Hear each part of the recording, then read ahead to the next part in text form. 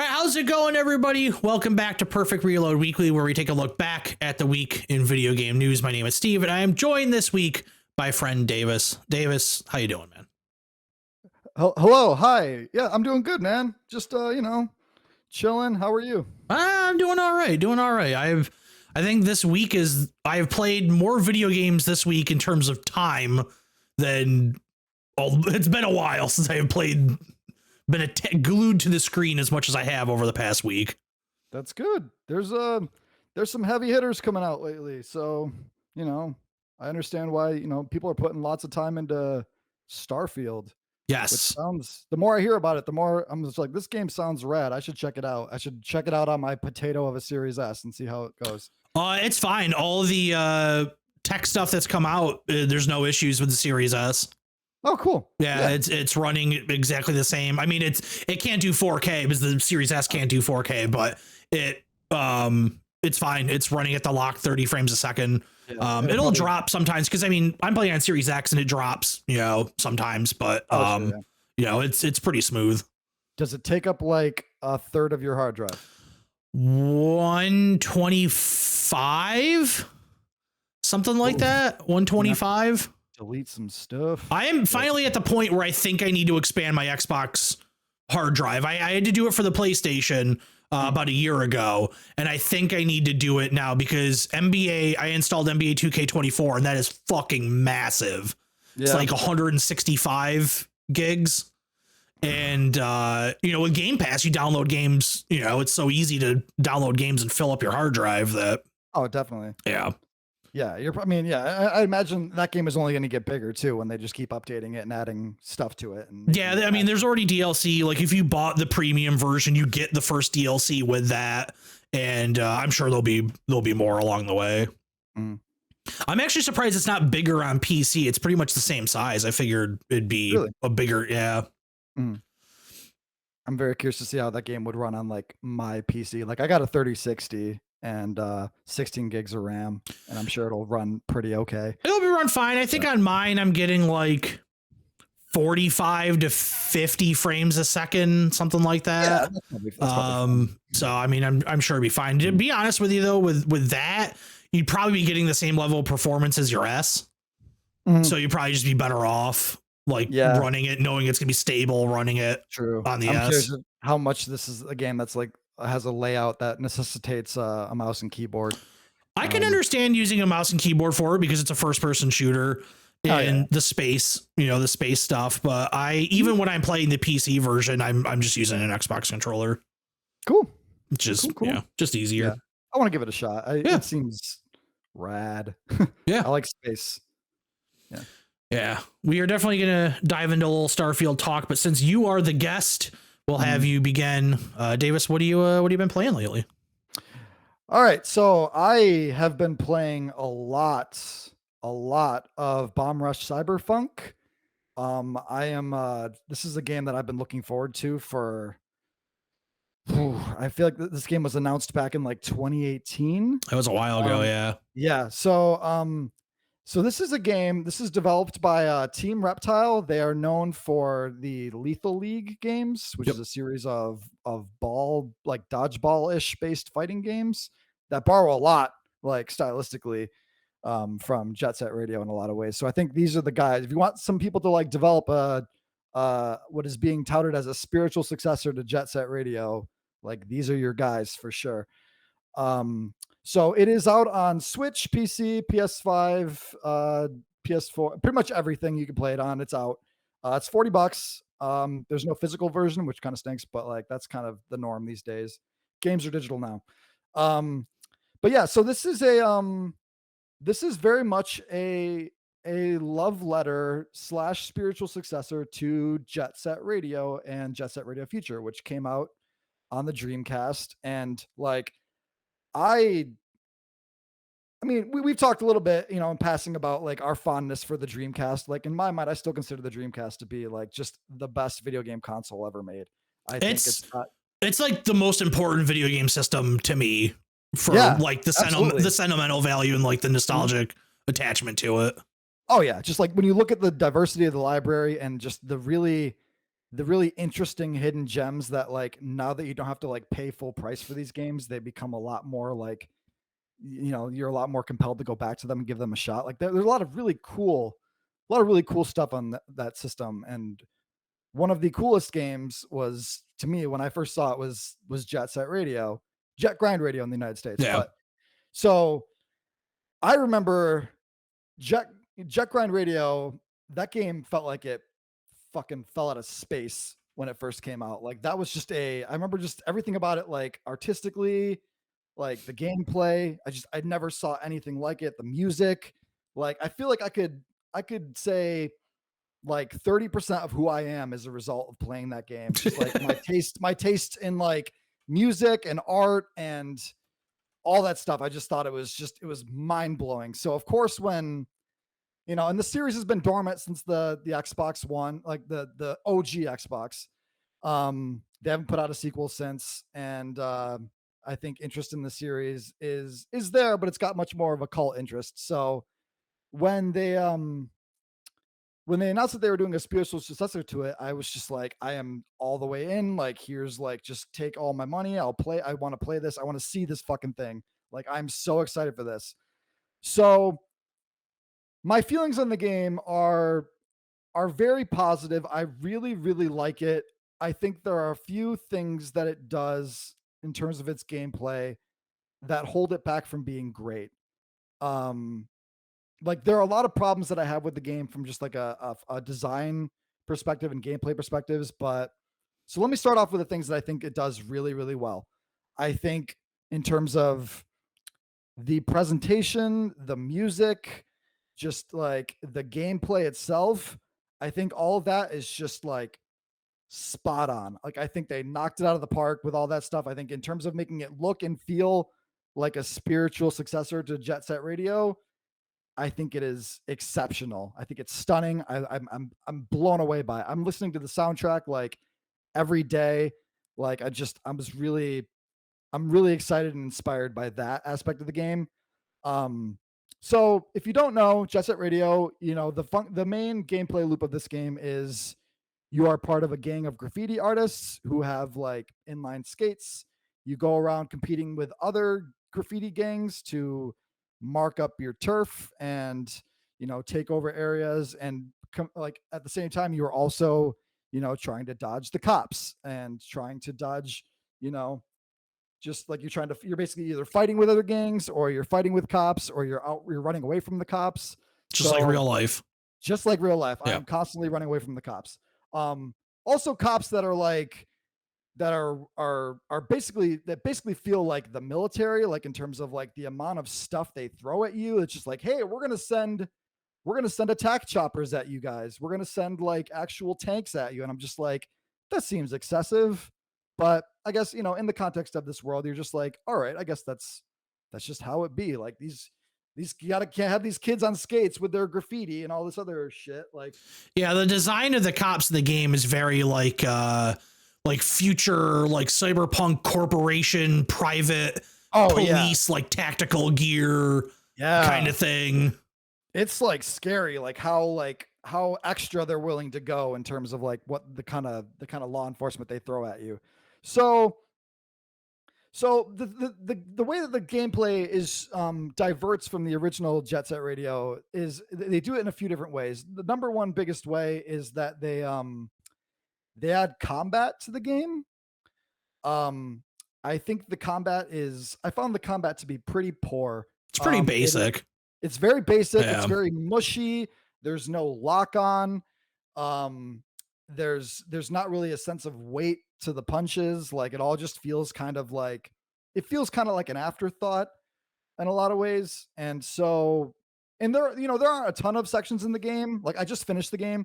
There aren't a ton of sections in the game where it forces you to do combat, but the ones where it does, like there's a series of boss fights, and I just found them to feel really, really sloppy and kind of just in ways that they just weren't. The combat was never really, I never found it to be fun to engage with. And every time I had to do it, I just felt like there's literally no way I can get out of the situation without like fighting my way through it. Another way that the game, the gameplay is different is you're not just glued to your you're not glued to your skates or your skateboard or your bike at any time. You can get off of it and walk around it at any time. The walking around controls and all that stuff, that totally feels fine. You're given an air dash, and you're also given a boost. The air dash is basically just a one dash thing. Like you have one dash and it operates on a cooldown. But the boost that you have operates on a meter that depletes, and you actually, you get more of the meter back by finding these little canisters throughout the game. The spray paint that you have is unlimited. Like you just kind of have access to it at all time. You're not going around collecting cans like you are in the first game. So you always have access to spray paint. So you're not worrying about like managing that stuff. You can't just go up to a spot and be like, oh, I can't tag this because I don't have the amount of paint necessary to do it. So another way that this game changes it up is the graffiti system itself.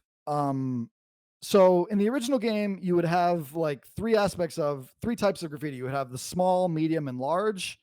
And the small would just be like a single spray. Like you don't have to like stop the game to like actually tag it up on the wall. And then the mediums, it was like there was like a series of like 3 arrow movements that you'd have to do.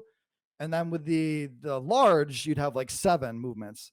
So with this game, you have a system where there's a series of dots on the screen. It's basically like you're drawing a star. So, and you have every single different graffiti art that you would want to do is attached to a series of those movements. I think it's an interesting idea.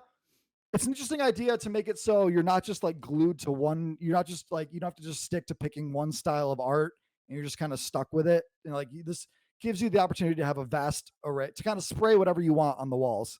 But I think that the amount of movements required for all of these, I think they're way too long. Some of these things require like somewhere between like 8 or 9 different directions of movement, and like there are so many of them, so it's like impossible to memorize all of them. And like the way to actually find out how to do them is in like the cell phone menu, which I'll get to the cell phone menu. That's another aspect of the game that I think is pretty cumbersome. But I found the graffiti, I think the idea of spraying graffiti and the mechanics of it are interesting, but I think they kill the momentum in a lot of ways. Like every time you'll be grinding along a wall, or you'll be grinding along a rail, and like you'll see a graffiti post on the wall. And then, so when you go to spray it, the game just like the momentum of the game stops so you can enter this mini game, and your character just kind of like floats in midair for a second, and you do the movements associated with the graffiti that you want to do.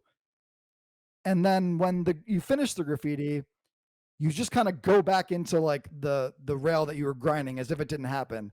It's a really strange, like when you first do it, you get used to it, but when you first do it, it's really strange to like, it's really jarring to just kind of go from this graffiti minigame to having it show you the graffiti and then to just kind of like lock back into the combo you were doing.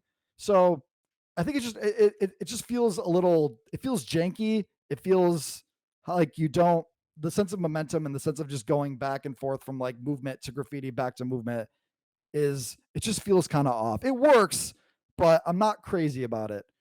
So, and then, so we're going to say something? Yeah. So I think my problem with the graffiti system was, they highlight the next kind of point you have to move the stick to continue spraying the graffiti. I wish it was highlighted more, because there were several times where I was just like, I was delayed in inputting it because I was like, I'm scanning with my eyes to be like, where do I have to go next? Like, I wish it, everything else in this game is like super like big and in your face, yet the button indicator is very like a very small highlight.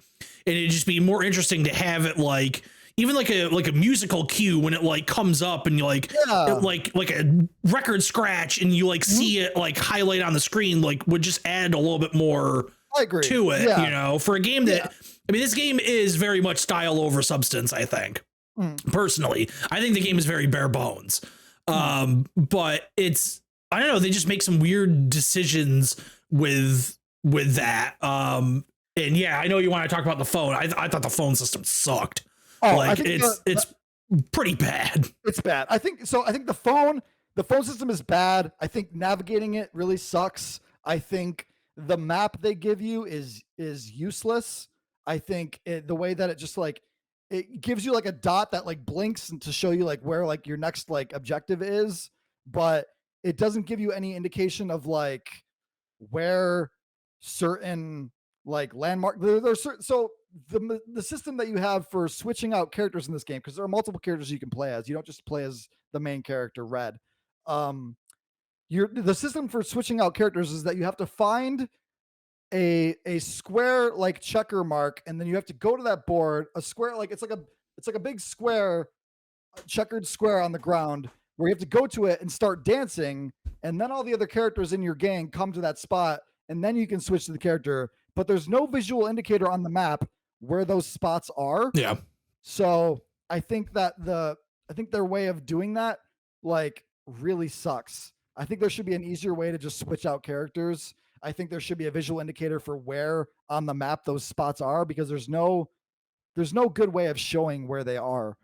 And so that leads me to my other issues with the map, is that so this game, when dealing with the cops, instead of just like having like, you know, a set number of cops that come at you, and like the number of cops and the number of like resistance from the police come into the game based on like how far into the objective you're getting with how much graffiti you've sprayed, they have a heat system, which is similar to like how Grand Theft Auto works, where it has the stars based on how many, like, you know, how much crime you've done. And your only way to reduce that heat meter is to find an orange porta potty that you can go into and change your outfit. But there's no visual indicator on the map for where these porta potties are. And half the time in most of these environments, there's like only one or two of them, and they're really like obscure spots that you would never think to go to. So for a game that like really is like, when the heat gets up to a certain degree, it becomes like really punishing, and like the cops become like a super big problem to deal with. So not giving you an easy means to just kind of like lower the heat meter is really frustrating. And I thought that was I think it's a strange choice. And so, and that brings me to my problem with the environments themselves. I think the environments themselves look really nice, and they're very faithful to the original games in terms of like making these areas look like they're very colorful. Every area is visually distinct, and they feel natural enough. But my issue with these levels is that they don't really give you they don't really feel like they're set up in a way that encourages you to like keep combos going. I feel like there's some of these levels have a lot of wide open space. Yes. Like a lot of wide open space, where I'm just like, I feel like they could have just like compacted these all down, and this would have been a better level. But just like, so it's almost like a lot of these levels just feel too big. But the areas where you do have an option to like skate around and stuff, and like, and when it all clicks, it works. And I think that, you know, the layouts for grinding and stuff are smart for the most part. But yeah, I was just really surprised that like, for a game that like really sets you up to have a lot of like objectives where you're just like constantly trying to like get the biggest combo going so you can get the biggest score so you can beat this gang, like not having the levels set up in a way that really like makes it so you can get those combos done easily is pretty disappointing. Like, I don't know how far into the game you got, but like, I found, as like, because the objectives kind of usually stay the same in terms of like, at some point you're spraying enough graffiti around, and like you're getting enough rep so you can like fight these like characters from these gangs individually. And it's a variation on do a race, like beat my score, or like spray a graffiti in this spot. And I think that it never really felt like the levels were set up in a way that felt natural or intuitive enough to really encourage you to constantly like be skating and grinding on them. And I think that was really disappointing. But I mean, when it works, it works. Like when like the levels click, and like there are moments where you're just like, this is fucking awesome. Like this is like, if like the controls feel great, it's all it's like running smoothly. But like, I just wish that the levels were like there was a little more time and care that went into like laying out these levels. Um, and there's one other aspect of the game that I wanted to touch on. I'm trying to. I found that the just like the yeah. So we talked about the map, talked about the combat, and I think that just I think it was just a very repetitive experience at the end of the day. Like I found myself like you're kind of just you're going from each new environment and you're going from you're doing these objectives, but it all comes down to once you spray enough spots like with your graffiti, and once you eventually fight the gang and you do a score attack and you get a bigger score, and then you get control of that environment, and then it just becomes that same loop over and over again. And I ended up just feeling like the experience was just kind of repetitive, and I felt it was just a little, you know, I felt like they could have done more with just like expanding, like instead of just making it like a score attack, or at least just making it so you were, you're expanding upon like the tool sets that you were given to just do more with the gameplay, instead of just having it be, because like I think the least interesting part of the game is just like having to keep combos going and doing like these score competitions with these other characters. Like I just don't feel like the gameplay is set up super well for that. Yeah, I think for the most part, 20 minutes into that game, you pretty much know what you're going to be doing for the rest of the game. And it's like, if that's cool with you, then that's great. Like you kind of know what you're signing up for. Mm-hmm. That's what I said when in the video that I did that's on the channel is if you know what you're getting into with this game, you're probably going to enjoy it. Yeah. If you never played Jet Grind or Jet Set, then it might not be enough. You might be better off maybe playing the originals instead.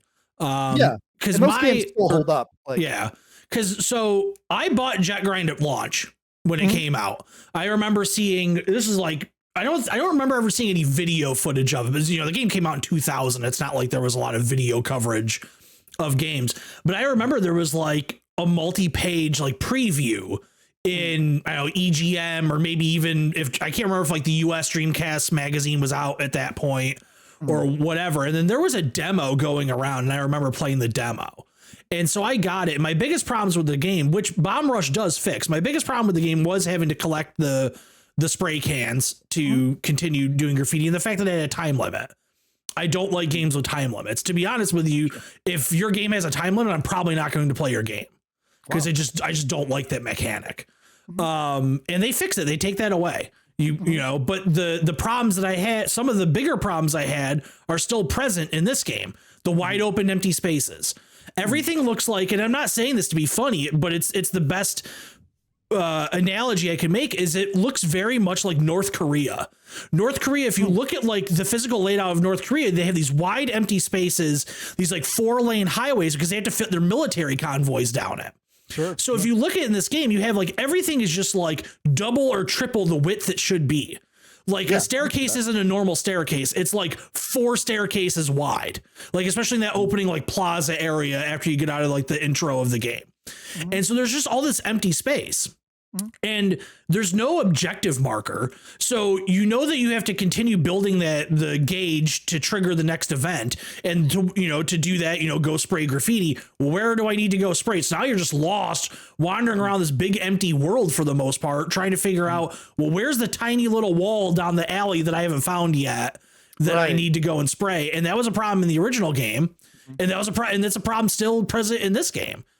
Yeah, I would agree. I don't know, for whatever reason, they felt like they needed to stay so true to these original games that they kind of forgot that a lot of expectations of modern games have occurred over the past 20 years since it's been 23 years since Jet Grind Radio came out.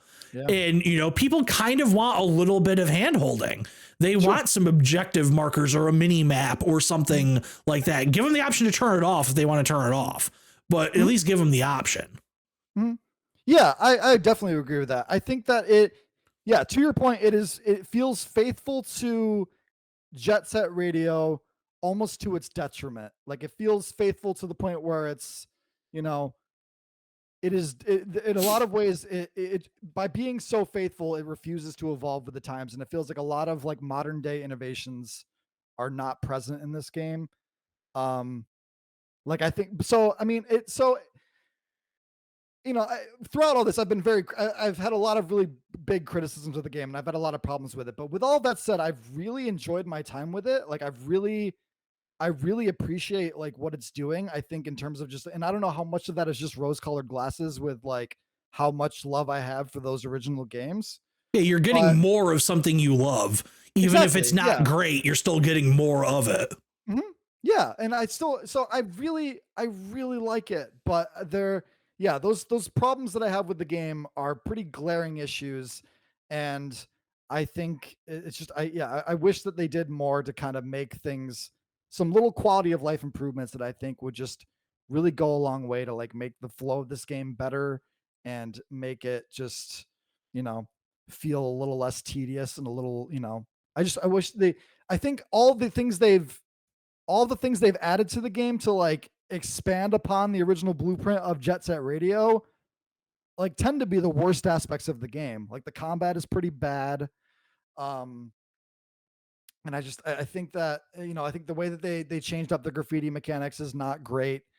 Um and yeah, so I think in that regard it's interesting, and I think they the choices they made are interesting, but like I think they don't really interesting does not always mean fun. Yeah. And so I really like the game, and I do recommend it. But I also, if I recommend it specifically if you're a big fan of Jet Set Radio and you're a fan of Jet Set Radio Future, like I love those games, and I think in terms of like being a faithful continuation of those games, like this is the game you're looking for. But yeah, to your point, for everybody else who's just like kind of coming into this blind, like you're probably much better off going and playing those old games, which is not easy to do unless you have. I mean, it's like Jet Set Radio 1 is on Steam, like you play it there, but like Jet Set Radio Future is kind of locked to the original Xbox. It is backwards compatible, but it has some issues with the game that are not present on the original hardware, Yeah. that are pretty significant, that really do impact your experience with the game. But overall, I really recommend it. The performance on Switch, I was really kind of curious to play it on. Like I wanted to play it on Switch because I really wanted to see how that version ran, because the PS5 versions and the Xbox versions didn't come out until a couple weeks later. It runs runs like perfectly acceptable. It runs at 30 frames a second. Although I did find that there is a so if you go into the menu when you first open the game up, there's a little like check mark box in the menu, and all it says is unleash the beast. It doesn't tell you what it means. There's no description of what it does. Like, but it's just there, and I'm just like, I have no idea what this does, so I'm just gonna leave it off, I guess. So upon researching it, it turns out that this turns the frame rate to like 60 frames a second, but it's not a consistent 60 frames a second. Yeah. It is it is a pretty sloppily implemented 60 frames a second. It's just so it's in the PC version. I played it on the PC version. Okay. I don't remember it saying unleash the beast. I remember it just saying like uncap frame rate. Oh, okay. And so that's like all it is. It just uncaps it. And like, I don't know why, maybe I'm just misremembering it, but I'm fairly positive the PC version does not say that in the menu. It just says uncap frame rate. Because Armor Core had that as well. Armor Core the PC version is locked when you first get it, and then there's an actual toggle to uncap it. And I was like, that's weird. Like that seems like an odd thing. Like I get, you want stable performance and all that stuff. Sure. I will say that the version on PC ran perfectly smooth. I didn't have any issues whatsoever, but I could definitely see on the Switch, it's probably not going to hit a stable 60. It definitely, yeah. I played it for about like 5 minutes, and it started to make me feel a little. It was very disorienting because it just did not. It barely held 60. Yeah. And I was just like, this feels like shit. So I have to turn it off. So I just went back to playing 30, and it like the 30 frames per second is like completely consistent. It's totally fine. Yeah, I think that game, like in terms of capturing that look, it looks really nice, and like it runs perfectly fine on Switch. So I was pretty impressed with it in that regard. I am considering, if they do put out a physical version of this game, I will buy it again on PS5, and I want to see that version goes. I'm sure that version also has like, is much more generous with its frame rate. But so yeah, that's pretty much everything I have to say about Bomb Rush Cyberpunk. I really like it. I but I also think that it's got a lot of issues, and a lot of it just feels, I guess, yeah, you could say a lot of it just feels dated. Yeah. It feels, which is, that's what they're going for, because this is very much a love letter to a game from 2000. So, and it looks and feels like that, and I love it for that. But also, like, games have come a long way, Yeah. and a lot of these quality of life improvements could have made a much better overall package. So, but yeah, Yeah. I, Yeah, if you guys want a visual counterpart to what we're talking about, like I said, there is a video up on the channel of me checking it out a couple weeks ago, and I don't really, my thoughts haven't changed since my thoughts in the video. Pretty much the same stuff we talked about here. It's if you like the originals, and you'll like this. I don't know if it has the legs to completely satisfy you, but it's more of that. Is really what it is.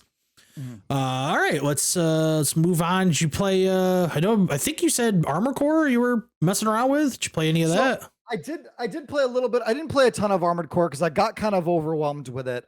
So I played about 2 hours of Armored Core.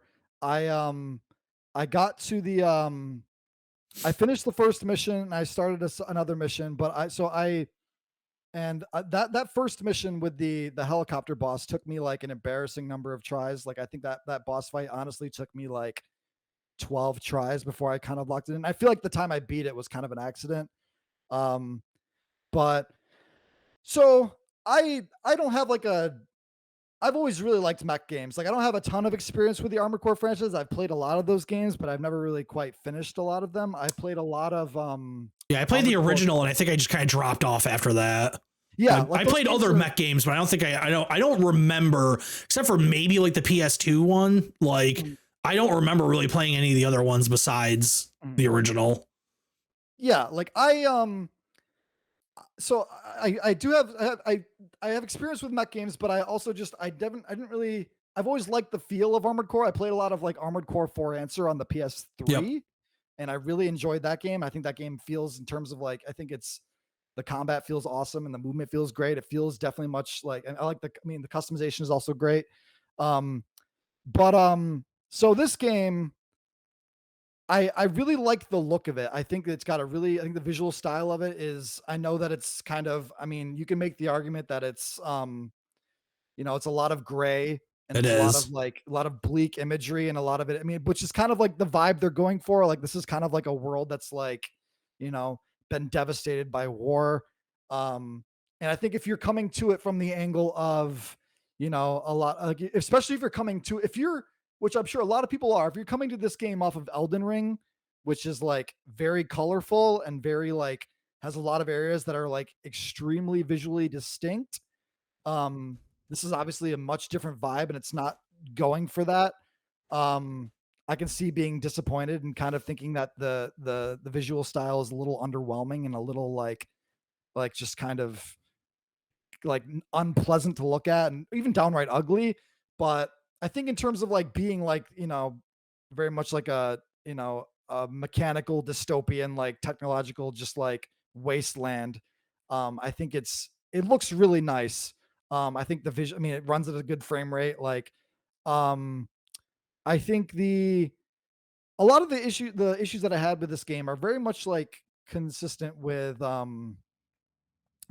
like the issues I've kind of had with the series all along, is that um you spend a lot of time just like fighting with the controls. Like, I think the first thing that I did, because I saw a Reddit thread about this, the first thing that you have to do in this game, which I recommend everybody do, is change the like the boost dash from being on the click in the left stick to being where the actual like dash moving is. Because half the time I find myself clicking the boost, the long straight line boost on accident. I definitely did it on accident a few times. I left it. I didn't change the controls, but I definitely ended up clicking it a few times. Yeah, so I think that's the best. That's one thing that really does improve the experience quite a bit, because I was just like, why did they do this? And I think that game has a lot of like, like the all the lock on stuff and all the combat, like everything feels just as smooth as I remember it being. If anything, it feels a little bit better than I remember it being in For Answer. But I think that I think like in that first like helicopter boss fight, I think there were a lot of moments where I just found myself trying to dash toward him and hitting like this invisible wall barrier that's like right on the outside of like where you're fighting, because you're fighting him on a rooftop. So like half the time I would go into like do a dash to do the sword attack to this boss, and half the time I would just like hit this wall, and I'm like, why are we doing this? I just feel like this feels like a dated thing to have in this game. So I found that to be, I mean, that's, I guess it's, I mean, invisible walls are something that this franchise has done all along. Or if it does the thing where if you go outside the combat area, it says like, if you go any further, you're going to fail this mission.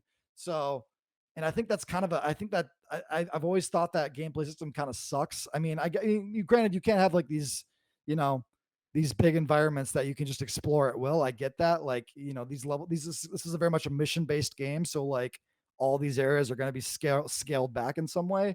But I think doing that during boss fight, especially a boss fight where this boss that you're facing goes outside of this invisible wall a lot, I think it just feels kind of bad. Yeah. So yeah, I felt it's funny because I'm not very good at video games. I play most everything on easy if given the opportunity. And I was hearing a little bit, because I played the game on launch day, so I mean there wasn't a ton of people talking about it at the time, but that first helicopter fight, and I did it on my first try.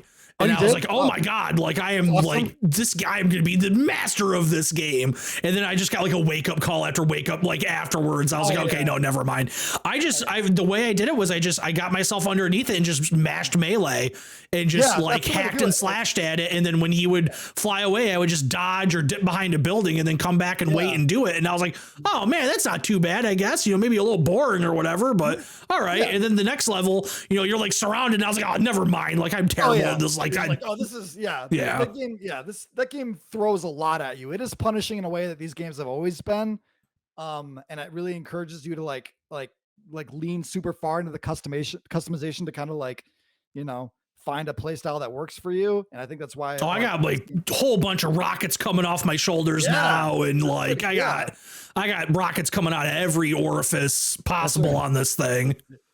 He's also like, I've got like camo colors, like I'm like neon purple. And so it's like, this game is so brown. I need to have just like a vomit of color in it. Yeah, you need to have like a mech that just does not even look like it belongs in this. Yeah, I got like tiger stripes on me. And just like, we do it. I think that stuff is, I mean, just as well done as it's always been in these games. I think if you like customizing a mech is your thing, like this is the only game you need. Like it is outstanding in that regard. But I think, this it has a lot of the same like problems that like these games have always had, of just being like extremely inaccessible to like newcomers. I think this game is a little bit more forgiving in terms of like, because I mean in the older games, if you died at this boss fight, you'd have to start the whole level over. So I think that like, giving you the opportunity to just kind of start it where you died is like, because this is like this is kind of like the game's like first real skill check, like in terms of like if you can beat this, like you're good to like play the rest of this game. And it's interesting because if you see a lot of people talking about this game, or like the people who've gotten like way further into it, a lot of them say that like the fact that they put this boss fight like front and center as the first boss fight in the game is a really bad like representation of like the other bosses you fight later in the game. Yeah, so you said you were about 2 hours in. I'm like 4 or 5. Okay. And so like, it's the other bosses I have faced have been honestly more interesting to play against. It's like, easier to play against. So yeah, I think it's not a great introduction to things, but I mean, that's kind of the least of this game's problems for the most part. Sure. But I found it interesting that you were talking about how like you don't like how all of the story that this game is giving you is told through like these like static text boxes of it's the Metal Gear Solid like codec thing. which is, I think that is a choice that harkens back to a lot of From Software games in terms of like making like the storytelling like deliberately obfuscated, like behind just like, it's like, oh, the story that you're getting, a lot of the deep lore that you're getting in this game is in like weapon descriptions and item descriptions. So like they're not really like, front loading you story or lore or background for like this environment or this, any of this stuff with, cutscenes or, and I think so in that regard, it's faithful in that regard, but I can see if like you're not just used to that, if you're not like, if that's not like a thing that you've engaged with a lot in like the previous Souls games. I just think it's really outdated. Sure. I mean, I haven't played the Souls games. I haven't played Elden Ring, but correct me if I'm wrong. There is no point in those games where you completely stop what you're doing and just start reading subtitles to explain the story, right? There's cutscenes and well, there are a lot of characters. There are a lot of NPCs that you talk to in those games where like it's literally just them. But you are physically approaching them in the game. Sure. Yes. Yes. Yeah. And it's just literally like there's literally just subtitles below, and you're just sitting there reading them, listening to them talk, and then you have a choice sometimes, and like that's kind of it. But yeah, their way of storytelling and is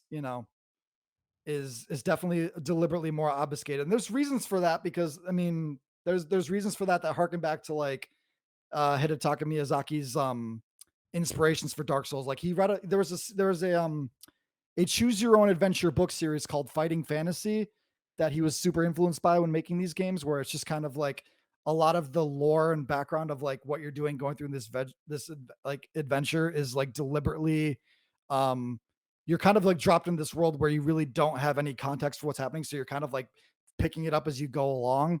So I think and I know that like in that regard, it doesn't really translate necessarily to like making an easily told story or like a story that's like easy to just kind of like pick up and gather. You kind of have to like work to find the lore in a lot of ways, which I can see that being, that's not for everybody. But yeah, just that's just my point, is that it is very much a thing that they've done a lot with these games. Less so with Armored Core. I think a lot of the story and lore of Armored Core takes a backseat in a lot of ways compared to Dark Souls, where like you're not going to have like these super long like YouTube series of lore for Armored Core. Yeah. It's just much less, it's not that deep. It's like we're going to be doing mech fights and customization and all of this. And there's a story and it's neat, but like it's not the main draw of that game for sure. I think they throw too much at you with the story in the beginning, because it's like this company and this company and this company and this company. It's like you have no frame of reference for what these companies are. You've never heard of them before in the game before they start talking to you about them. Yeah. And it's just like, okay, I guess I'm supposed to care, but I don't know what these mean.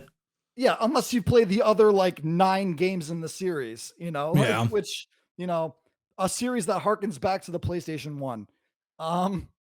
So yeah, it's there's like I think there's 12. It's a lot. There's a lot of them, yeah. There's a lot of them, and like some of them are like worth going back to, others are very much not. But like it's and they're all very expensive because of course they are. But yeah, like I enjoyed what I've played of it. But it is I also know that like where I'm at like mentally, I'm just like it is overwhelming. It is just like it is dense in a way that I'm just like I need to like sit down and dedicate time to this, and I'm not there. Yeah, like it is a lot, and but it is really cool. I like it. I mean, as somebody who like who really likes mechs, like I have 2 mech tattoos on my body. Like I love mechs, and I want more games where you can just be a mech. I think it's good in that regard. I think this is the mech game that people have been waiting for a long time. And I think it's great in that regard. But yeah, it is frightening. There's a learning curve there that is very intimidating. And I think a lot of people who are coming to this from like, oh, this is the next game from the Elden Ring people, let's check it out. They're going to be like really disappointed by this, or they're going to be really confused by it. I think it was smart of them to get out ahead of that, and they released like public statements saying like, hey, this does not play like our other games. It's, you know, if that's what you think it is, it's just straight up not. So I think it was smart for them to get ahead of that, because otherwise I think there would have been probably a lot of fans showcasing disappointment online. And I didn't really see a lot of that, because I think that they were, you know, they were open and honest about what this game is and what it isn't. Sure. Yeah, I would agree with that. Like, and it seems like from what I've seen from the Armored Core community, they have been very, very positive about this game.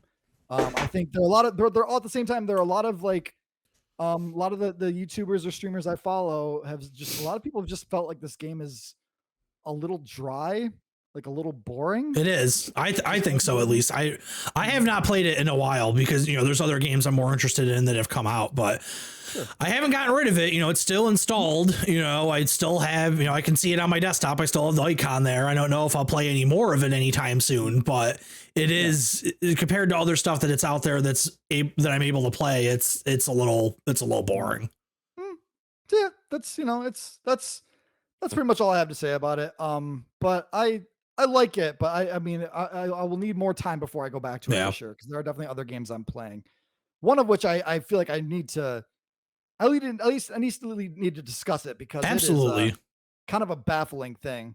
I've been playing a game called Enchanted Portals. Okay.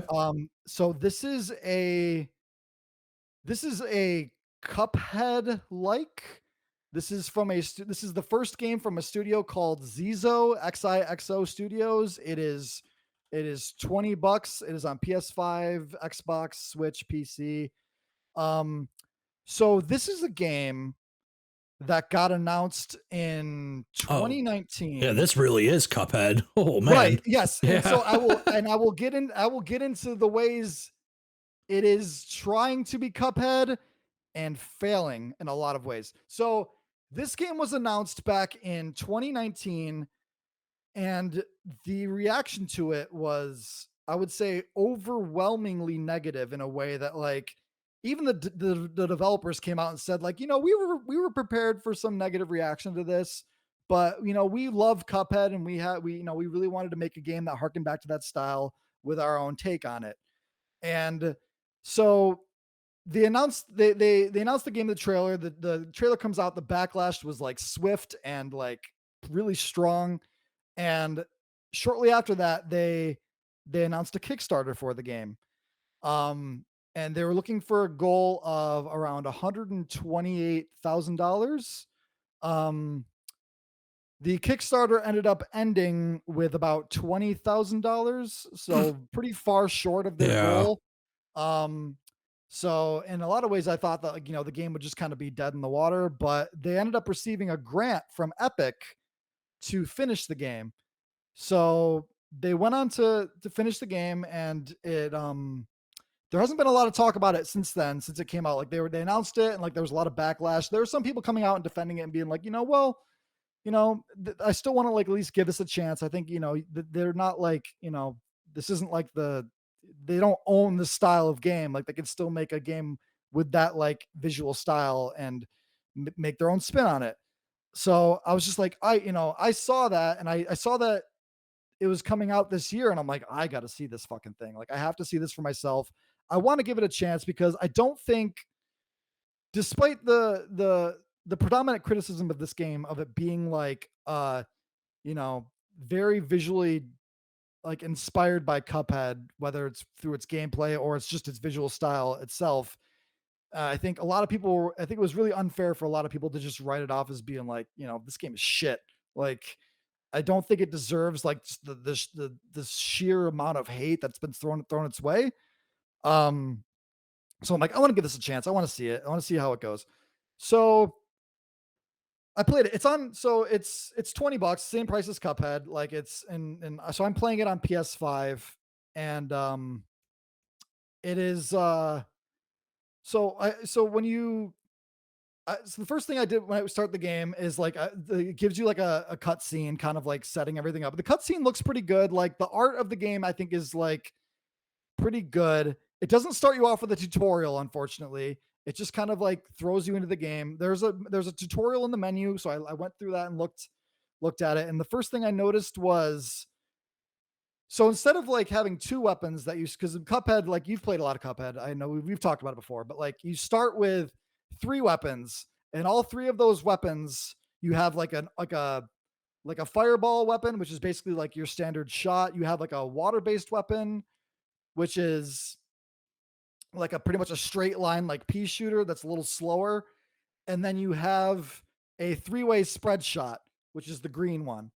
And so all of these things are assigned by pressing a direction on the D-pad. So the first red flag of this game is that there is no D-pad control support for it. You are pretty much locked to analog, All right. which is in my opinion stupid. That's a really terrible choice. I think for one of the first things they could have, this game does give you the option to remap controls, which is the first thing. The first thing I did with Cuphead was remap the controls. I think the way they set it out was like making it so you had to like take your thumb off of the shoot button to do a dash. So I assigned everything to the triggers. This game does let you do that. So that's the first big gameplay issue that I have with the game.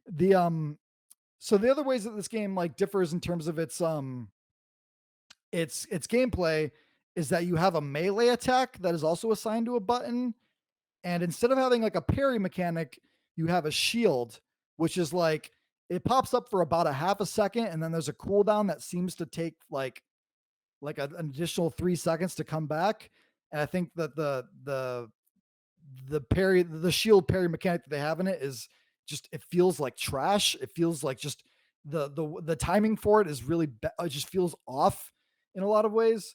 So those are the big ways that it differs from Cuphead. You also have you have access to a double jump immediately, like that's just the thing that you have, and you have access to the dash as well.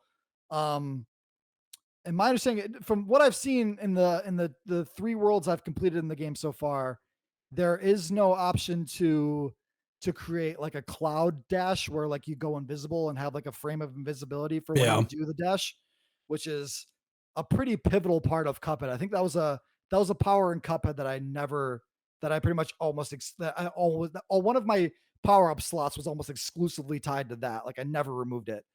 And so another way that this game differs is that you have, instead of having like a 2-hit like health bar where it's just like you're hit twice and you're dead, depending on like which power-ups you have access, because there's obviously power-ups that give you like an extra health.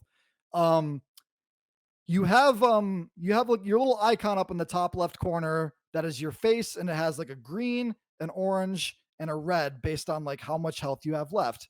So, but from what I've seen, every amount of damage you take from the enemies in the game, like takes a different level of damage, and like there's no real good visual indicator for like how much damage you're taking.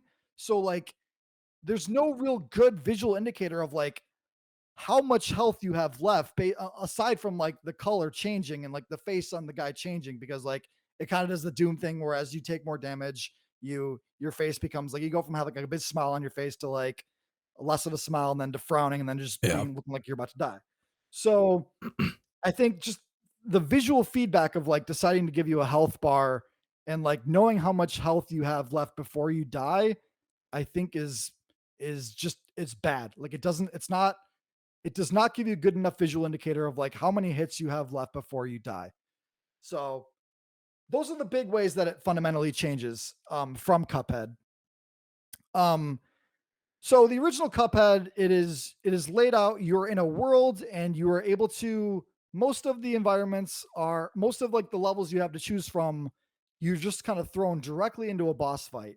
There are a couple platforming levels that are optional that you have access to if you want to like gain more coins for power-ups and all that other stuff.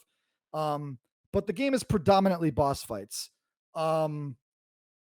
With this game, in the three worlds I played so far, you start with a world and you have a platforming level that leads up to the final boss fight. And it's just a single boss fight. And then once you finish that boss fight, you go to the next world. The levels themselves are very long.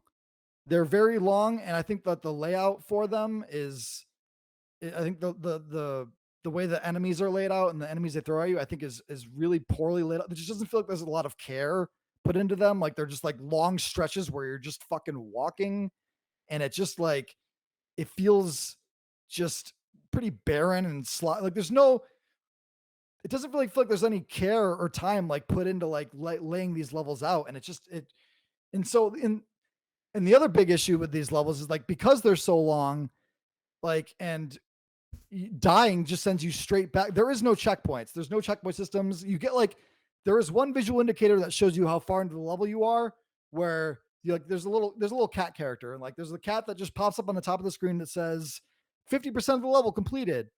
But when you die, you're sent back all the way to the beginning of the level. And for how long these levels are, I think that's extremely punishing. And Yeah. it's just not fun. So you get through these levels, and eventually you get to a boss fight. Thankfully, when you get to the boss fight, when you die, you are sent back to the beginning of the boss fight. I think the across the board with these levels, like say what you will about the layout of the levels themselves, I think the one positive thing I do have to say about this game is that I think the art looks pretty nice. I think that they're not really trying to commit fully into the 1930s aesthetic of the original Cuphead. Like they're not doing like the film grain thing.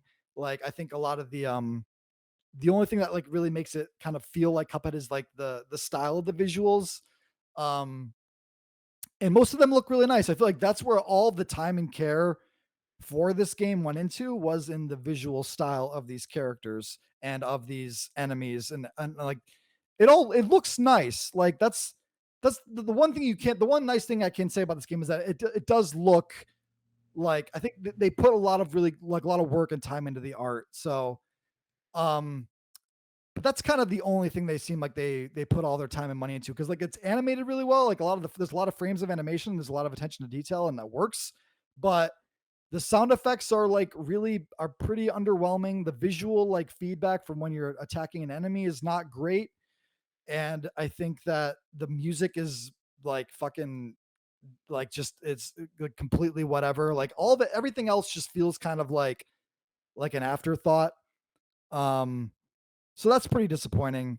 The biggest gameplay issues that I have are like, for a game that takes so much like stylistic inspiration and gameplay inspiration from Cuphead, and for how big the developers claim to be of like how big of fans these developers claim to be of the original game, there's just like a very serious fundamental misunderstanding for like what made those gameplay systems work and what made Cuphead feel just like, when the gameplay all works in Cuphead, like when you're in combat and when you're in it and when like everything's happening, like it feels like poetry. Like everything just feels like the jumping and the shooting feels tight. Like all the controls just feel like all the physics feel perfect.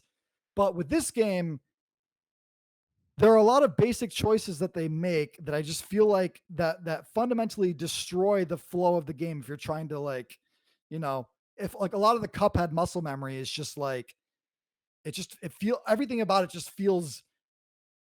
So one of the biggest things that I noticed in the game when you're playing is that when you have when you're playing Cuphead and you dash, you while you're shooting, when you come out of the dash, when you go into the dash, you stop shooting, and when you come out of the dash, you continue shooting. With this game, when you come out of the dash, like your character just stops shooting, so you have to literally like lift your finger off of the trigger and then push it back down again to start shooting again, which sounds like kind of like a petty small thing, but it's such a like a fundamentally vital part of that game that once you don't have it, you're just like it just feels broken. Like it feels like it just feels wrong. It feels incorrect. Like it feels like a fundamental misunderstanding of like these gameplay systems that made Cuphead work so well. Um, Another aspect of like the dash that you have, like when you dashed in Cuphead, like you dashed and then you pretty much fall like right back down. But with this game, when you dash, you have like there's like a slight like speed up and arc.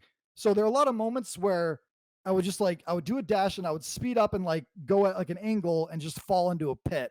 So just like a lot of these just like fundamental, just there's just such a these things, they just feel wrong. They just feel like everything they took away from Cuphead as like an inspiration was all of that was visual. They just looked at Cuphead and they're just like, oh yeah, we can make a game that looks like this. We like the look of this a lot. And everything else just feels like sloppy and unrefined in ways that like are pretty disappointing. Um, it just feels janky and it feels really stiff and it just feels kind of bad. It's all really it's a really frustrating experience. Like it's really difficult in all the wrong ways. Like Cuphead was very difficult and challenging, but in a really fair way. This is not that. This game throws a lot of enemies at you and it throws a lot of platforms at you that are really hard to like gauge and really hard to like to, you know, all the patterns just feel like just like there's no time or care like that went into like making this game feel fun. So yeah, it's just it's pretty. I give them a lot of credit for trying, but I think they're just they didn't have they really made a game that looks like Cuphead and like really, you know, it feels like I would describe it as like the wish.com version of Cuphead, where it's just like this feels like a bootleg ass Cuphead without like any of the understanding of like the mechanics and gameplay that made that game amazing. And so I don't it kind of bums me out that I don't like this game because like this is not just from some like fucking like shovelware like cynical cash in attempt at trying to like take money away from Cuphead for a quick buck. It just they clearly love the game and they clearly tried to make a thing that harkens back to it, but they just every like all the execution along the way just feels completely like they just like it just feels so halfway there and like just and that's a shame because I feel like you know with more time and with more playtesting this game could have been like a really an interesting alternative to Cuphead or at least like a good follow on. But yeah, this game just like misses the mark in a million different ways. Um, and yeah, you look at gameplay of it and you're just like, yeah, this looks rough. Like, especially if you played as much Cuphead as I have. Like this game like looks and feels rough. But I don't think it's bad enough to deserve like the amount of just like sheer vitriol that has been thrown this game's way. Like it's just kind of a bad game. It's just kind of like a I don't think that it's so bad to just be completely without merit. I think they really tried. They just didn't have like the experience to pull it off. So I definitely don't recommend this game. I think that it's got a lot of issues, like a lot where it feels wrong in a lot of in all the key ways that made Cuphead fun. Um, so and the response to this game, like even after it came out, like you know, the response initially was bad enough, but the response after it has also been like pretty like this is not great. Yeah. Um, but it's interesting. I had to see it for myself. I'm like, I want to give this game a chance. Like the developers don't seem like fucking scumbags who are trying to just like, you know, do some like weird cash grab thing. Like it just feels they just didn't they just got it wrong. And that's a shame. But like it, you know, I'm glad I saw it for myself. I'm glad I played it. I'm glad that I know. But yeah, do not spend $20 on this game. Or don't be like me and buy the physical edition of the game that comes out in October. There you go. Because I pre-ordered the physical edition of the game for $25 because I am an idiot. And I'm like, part of me is just like, I'm gonna fucking this game, no one's gonna buy this. So like of course I'm gonna buy it and just sit on it and leave it sealed and fucking, you know, get a big payout later when like people are looking for it. So this is an investment. Yeah, absolutely. Yeah, that's the kind of way to look at it. Yeah. So while you were talking about it, I haven't heard of this game. I did a Google search so I could pull it up. And it's funny because the first thing that comes up is the Steam page. And with you saying that this got made by a grant from Epic, I was surprised it wasn't an Epic exclusive. Right. Yeah. And so I'm looking at it and it's got a trailer with some gameplay and it's got images. I disagree with you with the art style. It is doing that 1930s. I mean, this is straight up. Yeah, it's exactly what it is. I mean, it looks like Cuphead, but just slightly off. You know, I think the lack of the film grain, you know, definitely, you know, but I mean, it really does. The animation, I don't know if these are cutscenes or if it's just made for the trailer, but it looks very, I wouldn't say amateurish, but it looks like the quality of something you would see on the web and not necessarily a cartoon that's on television or a major streaming service or something like that. So sure. it just looks like a Flash game. Yeah, like it looks nice, but just off. It does look off. Yeah. And all the reviews, I mean, there are some positive reviews in here. But a lot of the reviews are just like, hey, there's no tutorial. There's missing animations. Like there's no kill animation on characters. Right. Another big thing. There's no like big knockout screen, which I'm just like, why? Yeah. So it's a lot of stuff. And it looks like, I mean, I don't know how true this is, but it says it was developed by only 2 people. Yes. So if that's the case, whoever did the art has got a future because they'll be able to parlay that into something. But yeah, I mean, if it's that rough, then hopefully they get enough money to kind of make things back. But I mean, it's just you're gonna see stuff like this. Like honestly, I'm surprised it didn't happen sooner with somebody trying to pull off a Cuphead kind of tribute. Cuphead was, I'm looking it up now. Cuphead was 6 years ago.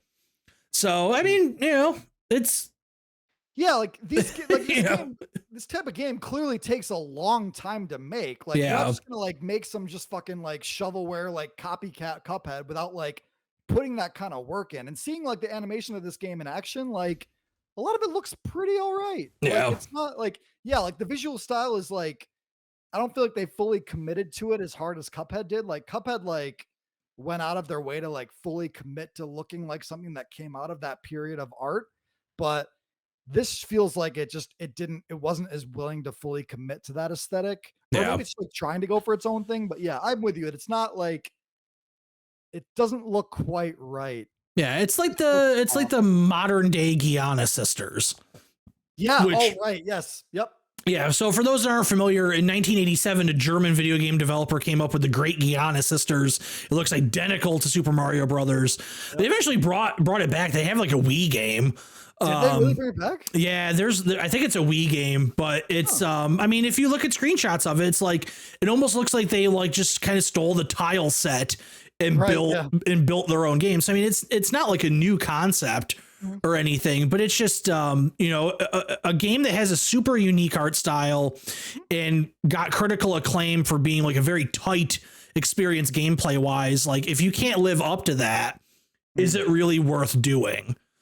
So it's I see both sides of the thing. If they were that passionate about making a love letter to that game, then that's the game they want to make, then that's the game they want to make, and that's fine. But you also have to be very aware of the expectations of a fan base that would be potentially coming over from one of the most critically acclaimed games of the past 10 years to your product and being let down, in a way. So, that sucks. Yeah, it is. It's a really fascinating thing that I'm very curious to like, see more people like, because I feel like, this is a game that kind of like fucking slipped out like a few weeks after Gamescom with no one mentioning it at all. Yeah, it came out like last week and it was not on my, I try to keep fairly decent track of what's coming out and I don't remember seeing this anywhere. Also, when I went to find it in the PlayStation like store, it wasn't even on, like it released on Friday and but for some reason it wasn't at the top of the list in terms of like when you arrange the menu by like newest first, it was like down in the August section. So I was just like even just like having to like find this game in the store was a process. PlayStation Store sucks to begin with. It's horrible, but that is not great. But like, having to like, it just didn't really seem for a game that had like a grant by Epic and they're putting out a fucking physical edition of it. Like it's just it's a strange thing. Did you play anything else? That's pretty much everything. There's one thing I ended up playing, they re-released Quake 2. Yeah. And I played that for about, I finished that campaign in about 5 hours. And all I will say about it is like, if you haven't played Quake 2, you should play Quake 2. Quake 2 is very good. Quake 2 I played that game when I was a wee lad back when I was probably like 7 or 8. And that was one of my first first person shooter experiences. And like, I was very surprised at how well that game holds up. It holds up. Yeah. I played it on PS5 and on Switch, because I was just like, I want to be able to play this game wherever I go, because this is awesome. Yeah. And it's great. It plays just as well as like the original Quake remaster. And like, but so, I mean, yeah, I will leave it as like, you should play Quake 2 unless you hate fun. So like there's my recommendation. Fair enough. Like, so that's pretty much it. That's all my stuff. So yeah. I did hear a rumor though from somebody that you might have gotten up to some dubstep shenanigans. I did. I went to a dubstep show last night. A friend and coworker is a dubstep DJ, so he was like one of the first openers for that set, and I decided to stay for the rest of the show. The headliner was an artist named Rusko. He is a dubstep producer that was like the height of his popularity was like from around like 2008 to 2012. One of his claims to fame is that he was in one of his song Woo Boost was in one of the Saints Row games. Oh, cool. So like you probably have heard one of his songs at some point. He is a great performer. He has like a lot of really good energy. Like both of them. My coworker and friend was a great performer, and Rusko himself was like, the whole night was just a lot of fun. I was very sober.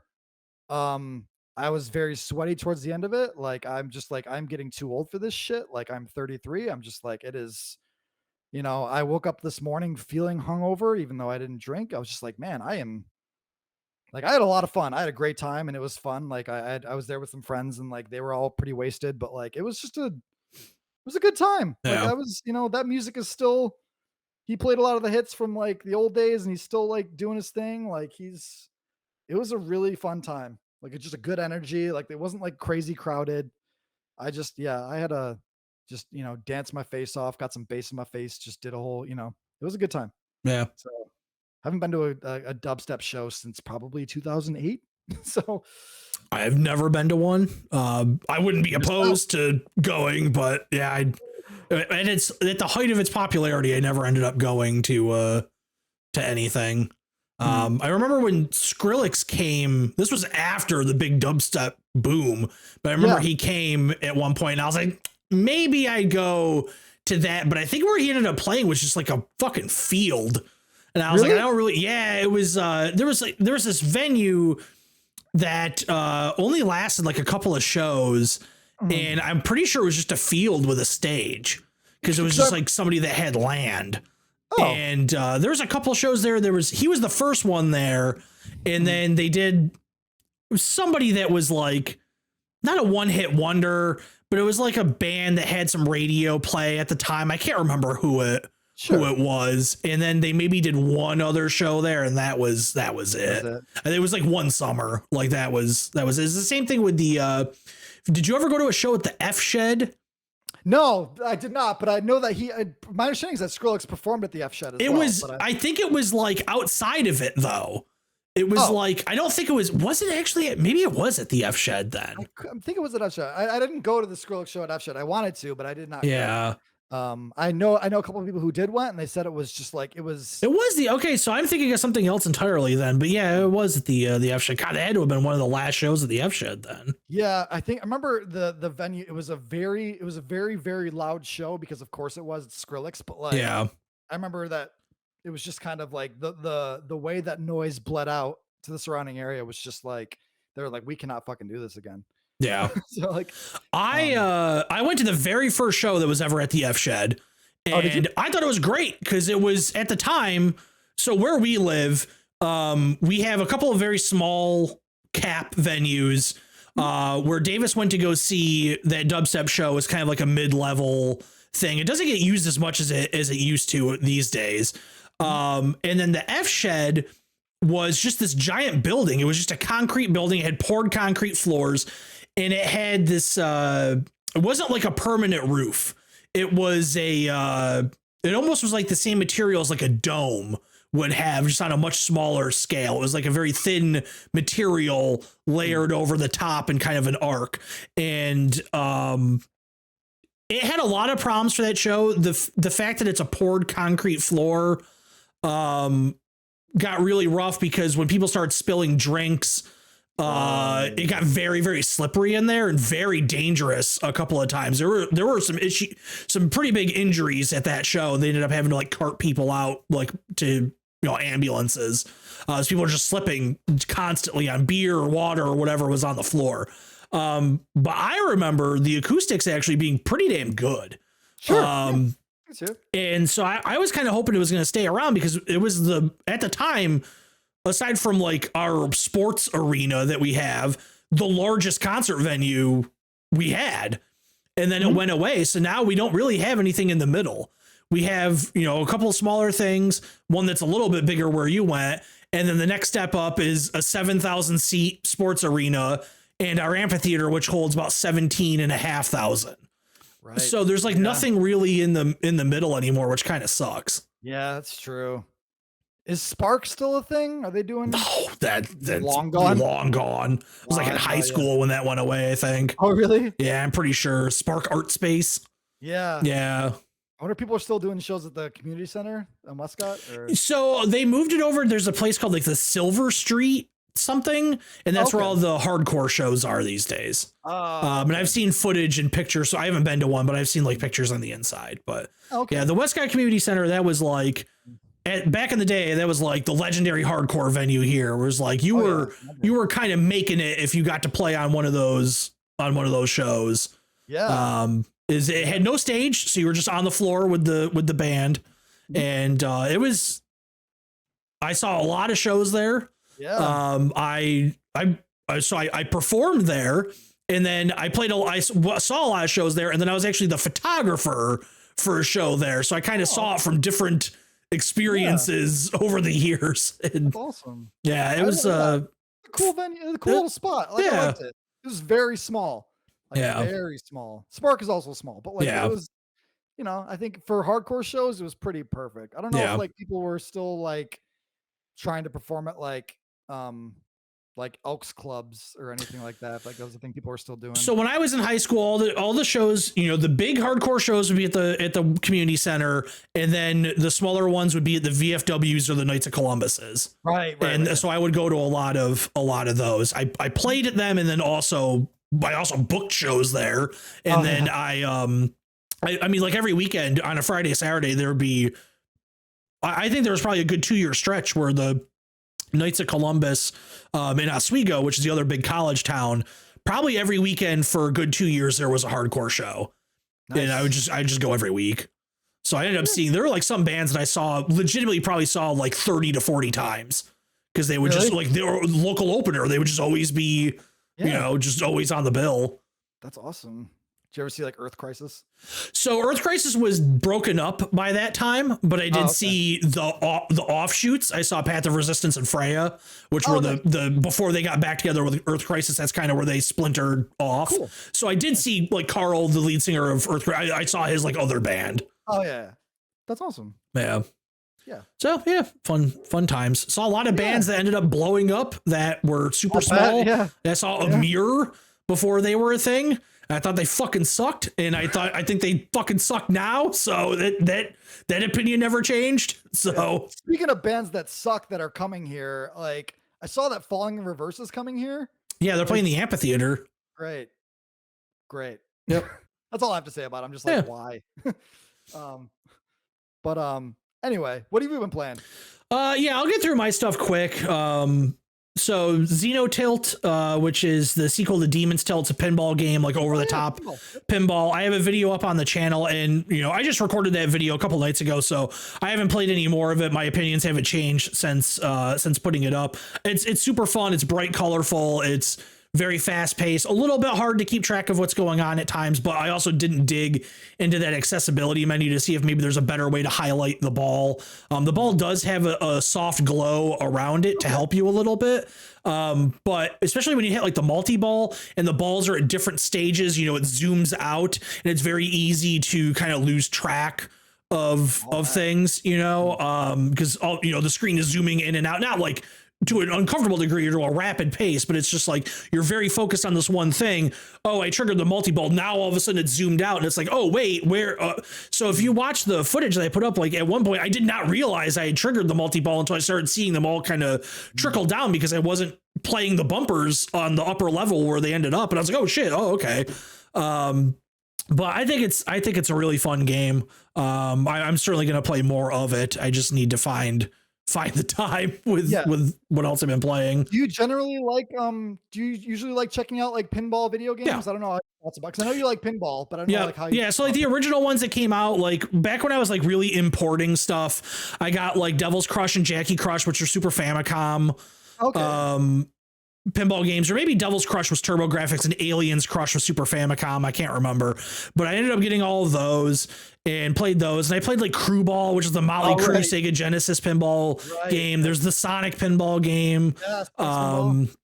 You know, so I play that stuff over the years, and then, you know, go out and play like actual pinball as well. So I mean, if there's like a nice new pinball digital game, I'll certainly try it out. Like I played some of the ones where they got like the actual licenses of real pinball, like the Pinball FX and stuff like that. They did the one that was like all the Bally Midway stuff. So I play those. I'm more likely to play ones that are fantastical and made up rather than simulations of real pinball machines, because I'd rather just go play the actual physical thing. If I'm going to play video game pinball, I want it to be an experience that can't be replicated by a mechanical real pinball machine. So that's why I really like Demon's Tilt when it came out. I'm digging Xenotilt so far as well.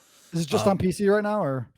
I don't know. I've been having a bad habit of not, when I sit down to record those videos, I have a really bad habit of not checking what systems things are. Yeah, it's just Windows right now. Yeah. So with the game, like does the whole entire table just kind of like sit static and you're just keeping an eye on the ball, or does the camera, like where you are on the table, move with the ball? You know so there's like the first level is like 3 levels. So each time you go down or go up a level, the camera will shift up. So you're always zoomed in on just that level, unless you get the multi-ball and you have balls on different levels and it will zoom out.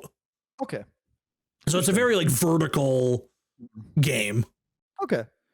Trying to think of the last pinball game I played. Oh, it was Senran Kagura Peach Ball for the Switch. That sounds super dirty. So it's anime big boob lady pinball game, and it is Dead or Alive Beach Pinball. It basically it might as well be that, and it's pretty bad. But like it's, you know, of course I bought it because I'm a fucking toilet. But like it's not great, but like it's interesting. And there's also like a pinball. There's like they put out some like interesting games with pinball mechanics. Like do you ever play Creature in the Well? No, I don't even think I've ever heard of that. There's Creature in the Well, and then there's a game called Yoku's Island Express. That I'm familiar with that. Yeah, that game you gotta play Odama, the GameCube game. That's pinball with the microphone. You have the microphone with it. Forward. Yeah. I remember when I wanted to buy a copy of that game, it was at the time, it was cheaper for me to buy a sealed copy on eBay. I got it for like $5. Ooh, nice. Yeah, people don't talk about Odama now because why would you? But man, they got to bring Odama back. They really need to bring Odama back. I agree. Next on my list, actually probably the biggest new release of this past week, Starfield technically came out this past week, but it's been out in early access for the week before. But other than Starfield, kind of the big mainstream release of the last week was NBA 2K24, newest game for the National Basketball Association. I didn't know if I was... What? Who's on the cover? Kobe. So Kobe's on the regular cover. If you get the WNBA cover, is it Breanna Stewart? WNBA cover? That's kind of cool. Yeah, they've been doing that for a little bit. WNBA 2K24. I think it's Breanna Stewart. Okay. No, it's not. It's Sabrina Ionescu is the cover athlete. Breanna Stewart might have been last year. So Breanna Stewart's a really big deal here, but she's like the best player in the WNBA, and she's from where we're from. And so really? She went to CNS. Oh shit. Yeah. How old is she? Oh, she graduated from college. She got drafted 2 or 3 years ago. So she'd be in her mid-20s. Okay, that makes sense. Yeah. Interesting. Wow, that's crazy. I had no idea that she was that close to home. The last person I knew who came here from here was Carmelo Anthony. Well, he's from Baltimore. I mean, he went to SU. Right. Oh, sure. But he's from Baltimore, but she's from here. She went to UConn. Which is, I mean, that's the top women's basketball program in the country for the most part. But yeah, she went to high school 10 minutes away from my house. So awesome. I know. Yep. Cool. But NBA 2K24, I thought last year's game was very good. Last year's game was the first time in a really long time I actually messed around with the My Player mode, which is that's their single player story driven basketball experience that is heavily microtransaction to hell. I did spend a little bit of money in the game. I think I could spend about a grand total. It was either $20 or $40. I can't remember, to get some tokens, because you start so under leveled that it's like the worst NBA players in the league in that game are like rated in like the 70s, and they have you start in like the 50s or 60s. And it's just like, why would you even get drafted? Like, why would a team want you at that point? You know, like it just doesn't make any sense. But I played a little bit of it last year. I mostly focus on the franchise mode, and they really overhauled the franchise mode last year with a new mode called NBA Eras, which, I mean, you want to talk about a game being made by people that love the game of basketball. So usually in your franchise mode, you just pick a current team, whatever, I like the Knicks, so I would pick the Knicks, or, you pick whoever. Sometimes you want the challenge of picking a very bad team to try and make them good or whatever.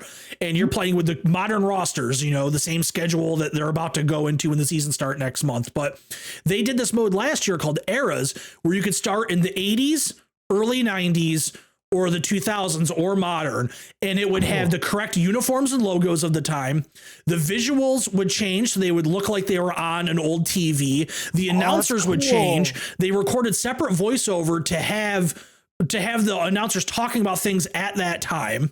And you would pick like these pivotal moments in NBA history. So like the first starting point was at the height of like Larry Bird versus Magic Johnson, but it starts the year before Michael Jordan gets drafted. So your challenge could be, well, what if I could get Michael Jordan on my team instead of him going to the Bulls? And then like one of the other eras that you could start is in 2002. The next year, that's the LeBron James, Carmelo Anthony draft. Could we potentially change the future of our franchise and get LeBron on our team? And as you play through the game, when you cross those eras, now the graphics change, the uniforms change, the real teams that get added to the league change, the commentators change, like everything changes along with it. And it's just like, holy shit, the amount of time and effort they put into this. When you look at like the franchise mode in Madden, where it's like barely functional and like just like nobody wants to touch it anymore. And so they kept that in this year. They added one new era to the game, kind of because it was a little bit of a weird gap where they had 2002 and then 2022, so it was like a 20-year gap. So now they put one in the middle. So they call it the LeBron era. It's when LeBron James left the Cavaliers to go to the Heat. Okay. So now you've got a pretty good, like you can start in the 80s, the 90s, the mid 2000s are current. So it's pretty well covered, if you want to have that. I think. One question. Yeah, go ahead. Is Spike Lee involved? Not anymore. His major creation, the worst name for a character possibly ever in a video game. That year you played a character named Frequency Vibration. No, you didn't. The other players called you Freak. Stop. Yep. So that was a sad time, but it's still not as bad as the time they had the real NBA players do their voiceover and you found out that Dion Waiters like didn't know how to read, because it was like embarrassingly bad. Like there's no way that dude, like they had to like, I think they put pictures, like a picture of a shoe, and you'd be like, that's a shoe. And like, like it was bad. Go on YouTube. There's like compilations of that year. Yeah, I can't remember what year that game was, like NBA 2K11 or 12 or something like that, somewhere in there. But it's like laughably bad. But they actually this year, I'm not going to mess around with the my player thing this year, because I just don't feel like putting money into this, and it's just not rewarding for me. They actually stripped out all the stories, so now it really just is just like a candy land for you to go out and spend your money and play, and people are destroying it online because once again you are super underpowered. So, and then to top it off, they added a new tier of virtual currency for you to get, because it used to be you could spend like $2 and get 500, $10 get 1,000, like whatever, like that kind of thing. And then for like the whales out there, they would have like $100 would get you however much in currency. Now there is on the PlayStation Store, I saw, I picked the game up on Xbox, but I saw the screenshot was on PlayStation. Apparently there's now a $150 real money thing for you to get, I don't know, 500,000 credits or 200,000 credits or whatever. And it's just like, at this point, I would not be surprised. Like, I'm honestly surprised they don't have one that's just like, give us $1,000 and So most of the stuff is just like, I mean, is it cosmetic? Is it? No, it's to level up your player. Oh, wow. So literally it's just like, I guess my question is like, is the amount of time that you would need to put into the game to grind? It's infinite. Somebody did the math last year and it was like 12 months of in-game time or some shit like this. It'd be like by the time like this year's game came out. Jeez. Yeah. Wow. And you can't spend that money on cosmetics. They have real world shoes, real clothes, There's real brands. It's advertised to hell. Like there's like, you had a whole quest last year with Jake from State Farm. Like they got the real actor that played Jake from State Farm and he's there. That's a choice. I guess. Yeah. That's sure. But so the game, I'm assuming the game is $70, and is there for current consoles, it's 70. Yep. And did you buy any like deluxe edition that got I chose not to this year. They didn't do early access, and also with Starfield out, early access would have been pointless. So I just got the plain. Sure. I got the Mamba edition. It's just the the Mamba edition's the deluxe edition. I got the Kobe edition.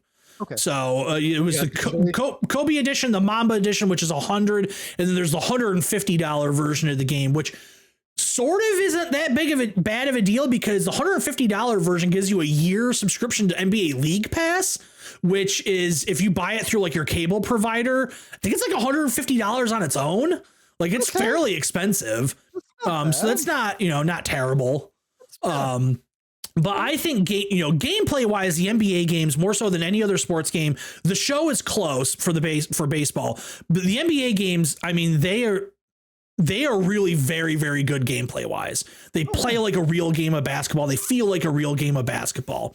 I think this year is one of the best years in recent. I thought last year was good, but I thought last year's was a little bit too easy.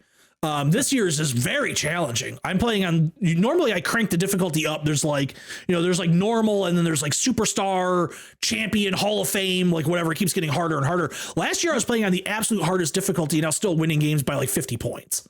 Okay. And it just felt boring after a while. There's no challenge. I would have to go into the sliders and turn my like shot accuracy down to purposely hamstring myself to feel competitive. But this game, like right off the bat, like the very first game I played this game, like went to overtime, and it was like a back and forth. I was like, holy shit. Like this is actually like really, really nice. The shooting feels a little bit, I think the shooting last year was really, it was overly challenging. I think this year they've cleaned it up a little bit. It feels a little bit better in terms of, because the one thing that's very different about the NBA games is when you throw a pass in Madden, it doesn't matter what quarterback you are, that you're still pressing the button the same amount of length to throw that pass. But in the NBA, nobody shoots a basketball the same way. So if one guy jumps very high up in the air, like Quentin Grimes on the Knicks goes very high up, takes a long time to get that ball out of his hand, you're holding down that shot button for 2 seconds, let's say. Whereas somebody else, you're only on the same team, you're only holding it down for half of a second. So, I mean, they're very accurate. They get motion captured for those players' animations. And I think this year last year was hard in a bad way. This year is hard in a way that's like, it feels good once you figure it out and it's rewarding. And I think that's a nice change of pace. Do you feel like for most of these games, the mechanics for the most part stay fundamentally the same? Because I know Madden tries to change them a lot. Yeah, Madden has like a few different gimmicky things. Like this year, they have 3 different ways to throw the ball in Madden this year. With NBA, you can change it. You can change it instead of having like the accuracy meter show up on the screen. You could just have it be based off that player's like rating. I've never done it that way. I would prefer to have manual control over if I'm going to hit that shot or not. But for the most part, the controls stay the same every year.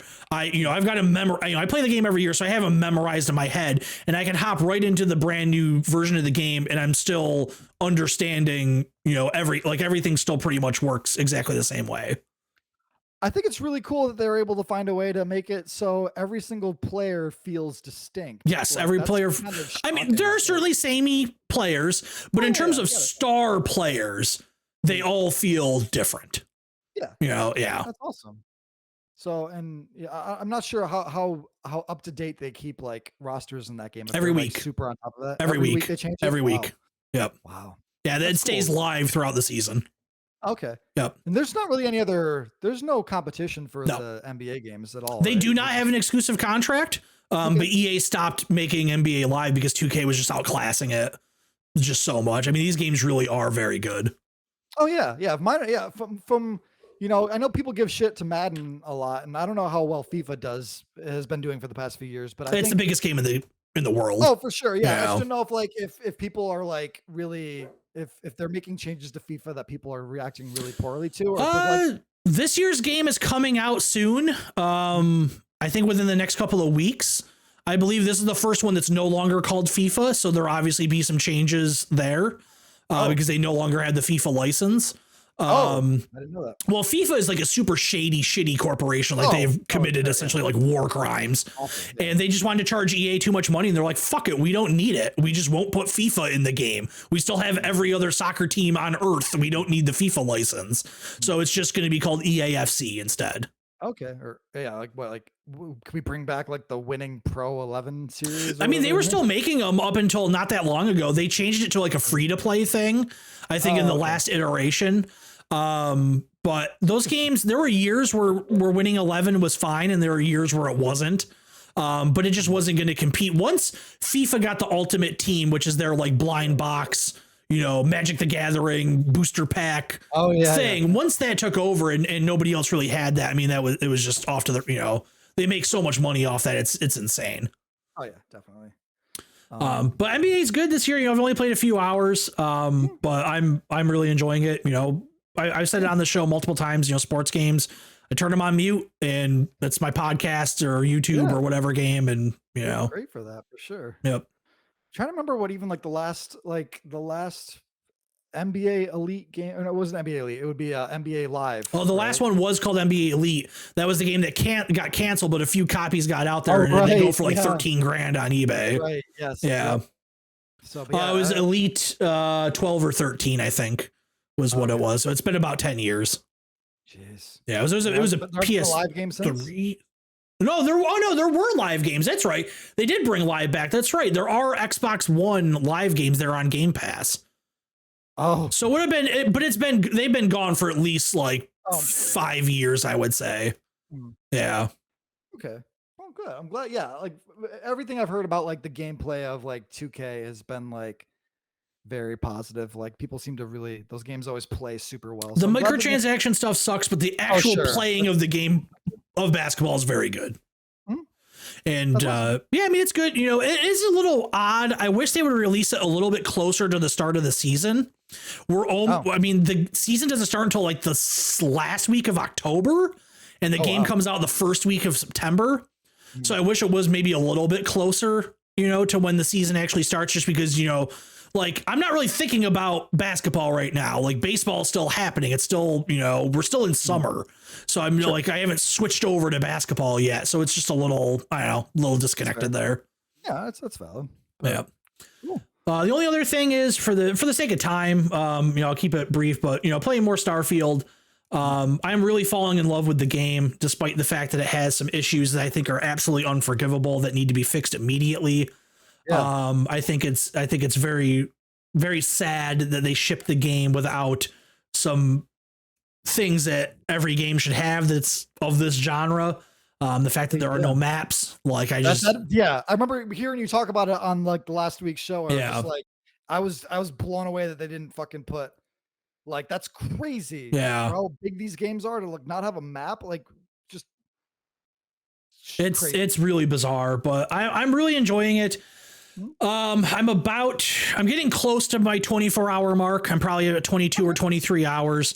I streamed a little bit last night. I've kind of taken a break from the main story. I haven't done the main story in a while. I've been doing these side missions and the faction quest lines and doing all that stuff and really having a good time. There was one point where I was playing the other day where I realized that I hadn't fired a gun in about 5 hours.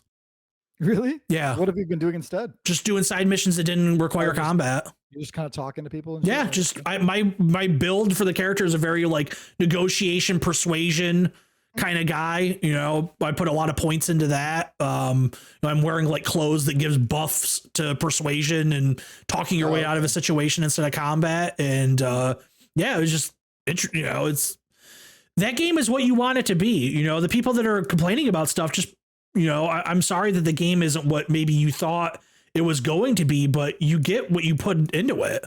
You know, that game gives you as much as you give it. You know, if you want to explore the worlds, go do that. Is it kind of broken and weird? Yeah, it is. Maybe they updated it at some point, but you can certainly do it. Yeah, I want to be able to like go around and walk around and explore stuff. Yeah, you can absolutely do that. You can land on any random planet and do that. Can you just, is it the kind of Skyrim thing where you can just like, once you get past like the main like prologue, you can just, or like the, yeah. You don't even need to do it. You can, when they give you your ship, there is nothing you locking in from going to where they tell you to go. You can immediately go somewhere else. Okay. I think, what was it? Was it Snowbike Mike over on Kind of Funny said he spent the first 20 hours of the game before even doing the first story mission. Okay. So I mean, you can pretty much do whatever you want. Yeah. Like I really like Morrowind. Would I at least get something out of this game by just like being okay? Cool. I didn't play. I watched somebody play Morrowind when it came out. I didn't have an Xbox when it came out. I have heard people say that this is maybe a little bit closer to Morrowind than Skyrim. I don't know why though, like because I don't have that frame of reference, but I guess in the way that maybe certain story things are presented or maybe some freedom things. I wish I know. I played Skyrim, but I just didn't play Morrowind, so I can't compare the two. But dude, I'm totally gonna play this game. I mean, I'm at the point now where I have like 50 active quests that I can go and do. Yeah. I mean, that's a lot. I mean, it's like an overwhelming amount, you know. That's a lot. But there are some, I mean, the game has serious issues that they need to fix. But even with that, I'm really enjoying the game. And it's, you know, now that we're in September, you know, I have I keep a list, you know, for the purposes of this channel of every game that I have played this year. And as of September 1st, I started working on a loose game of the year list. I have a top 10 right now. And this is my working game of the year list. And Starfield over the past few days has crept up and crept up and crept up. And it's to the point where it's like, right now, it's not better than the top 2. But how much more am I going to play this game before it is? You know, and it may never cross that line, but it certainly might, you know, because I'm not even close to finishing the main story. Oh, I can imagine. You know, I'm 23, 22 hours, whatever it is into this game. And I feel like I've barely scratched the surface. I'm curious because I mean, I feel like, yeah, like you said, like the reception of this game there's been a lot of people who have been like kind of unhappy with it, I guess.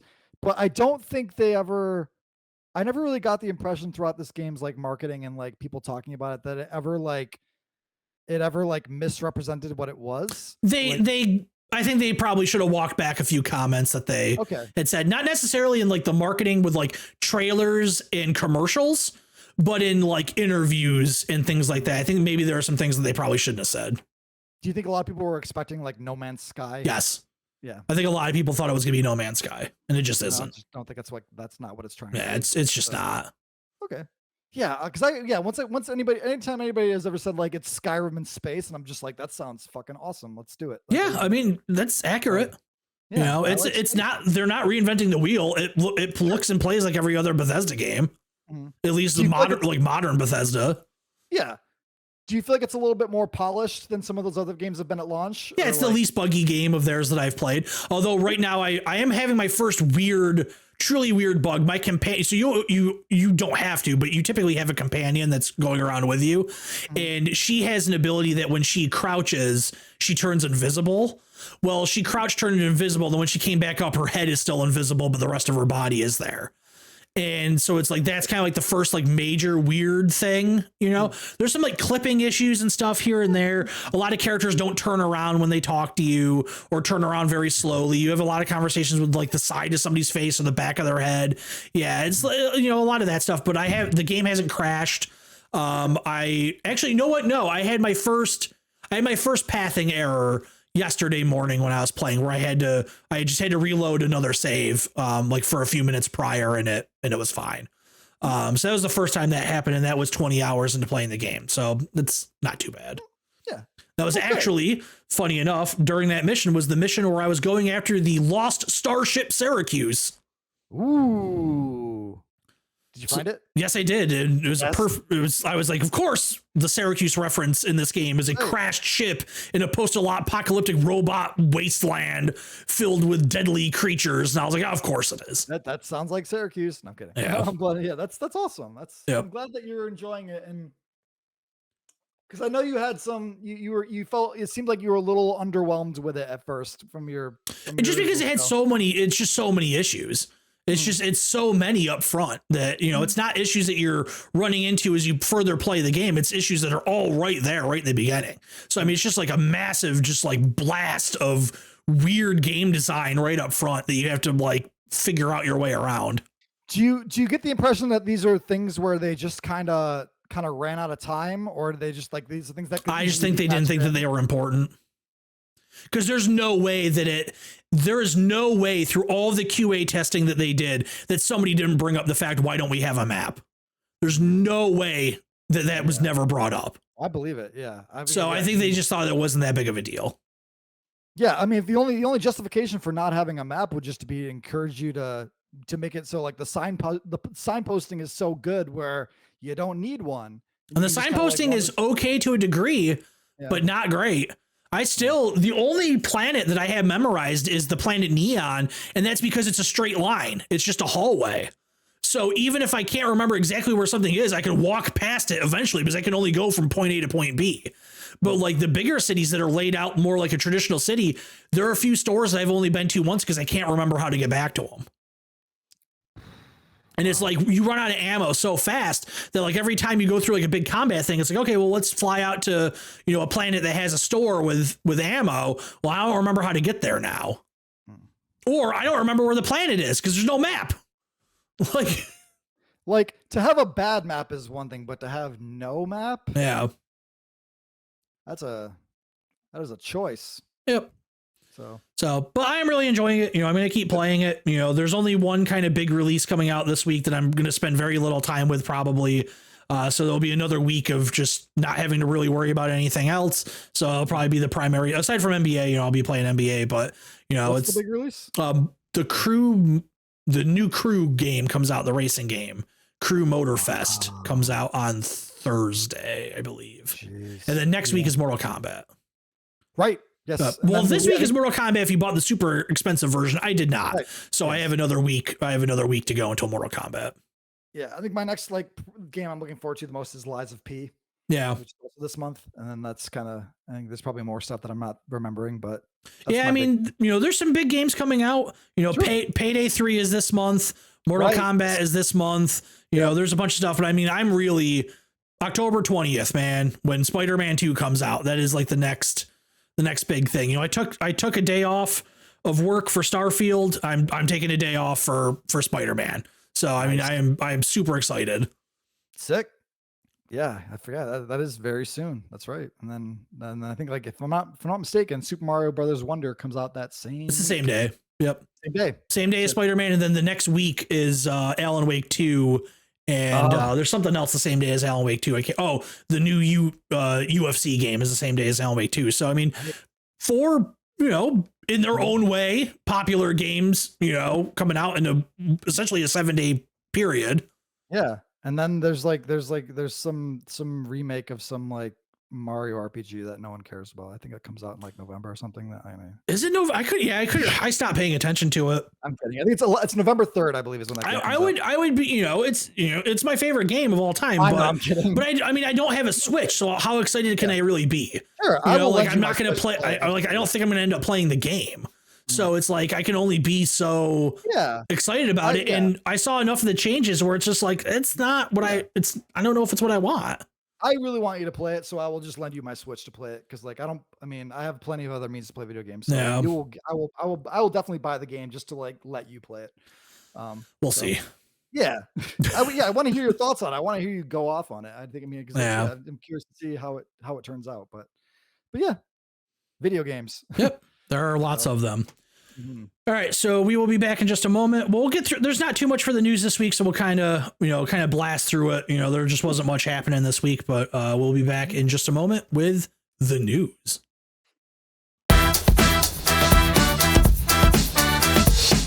All right, we are back with the news. Like I said, not too much going on this week, but a couple of interesting things. So the first thing we're going to start off with is apparently at Gamescom, Nintendo showed off what is being reported as the Switch 2 behind closed doors. This is coming out from a report from Eurogamer, which Video Games Chronicle corroborated via its own sources. They privately showed invited developers specifically prepared tech demos for its next generation games console, which could reportedly launch next year. The first thing they showed was a version of Breath of the Wild running at a higher frame rate and resolution than the original game did. So essentially what you would get if you were emulating it. Mm-hmm. They also showed the Matrix Awakens demo, which is the Unreal 5 tech demo that was going around, which was originally used to show off the PS5 and the Xbox Series X before it came out. Right, and the demo was running reportedly with DLSS, which is NVIDIA's upscaling technology, because Nintendo is the only console manufacturer that does use NVIDIA hardware. AMD powers both the PS5 and the Xbox Series X. Okay. So it sounds like if they are doing this, then their goal is to essentially be at the same power level of an Xbox Series X and a PS5. Now, I don't think they're going to abandon the portability of the Switch. I think that's here to stay. I think there's a reason why everybody is kind of calling this thing the Switch 2. Mm-hmm.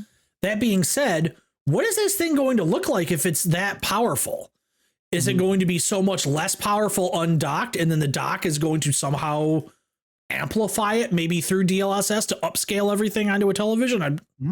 I genuinely don't know. I'm very curious as to like how much like how many lessons they're potentially taking from like the Steam Deck and its hardware. I would not be surprised if that is a big influence for this thing. 100%. Definitely.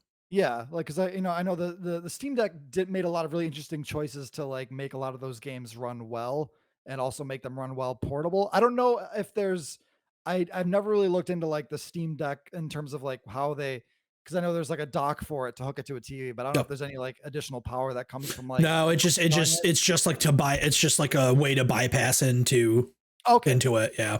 Okay, but I'm sure. Yeah, my understanding like the output of the resolution of the Steam Deck is like at 800 something. Is that what it is, or like 800p or something like that? It's either 720 or like a mid step, but on a screen that small, it ultimately doesn't. Oh sure. It doesn't really matter. But I don't hear a lot of people talking about the experience of playing it docked. Most everybody I know plays it handheld. So that's kind of the only frame of reference I have for it. For sure. So I think, like to your point, I think like having it be portable is like essential. I'm curious if this is going to be something that like, it's going to have the same sort of like Joy-Con like compatibility as the previous console, same Pro controller support. If it's also going to be cartridge based, so it's going to have backwards compatibility for the previous Switch. These are all kind of a lot of like unanswered questions in a lot of ways. I want to say that there's a report going around that some developers said that if this thing is not backwards compatible, then they're just out.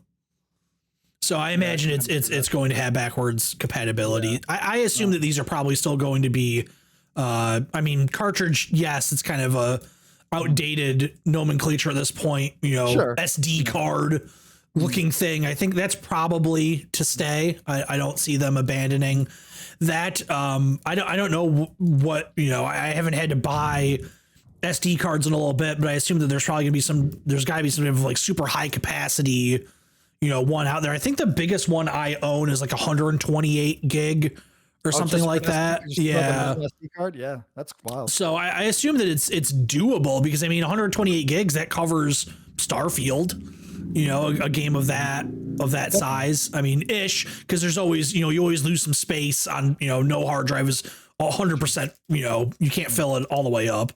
Have people tried to run Starfield on a Steam Deck? It's Steam. I think it's Steam Deck certified. I think Okay, I think it is. Yeah. I'm curious. I'm very curious how that looks on a Steam Deck. As far as I know, I'm pretty sure if it's not certified, they said that it will be. I'm pretty sure they were talking about it. Okay.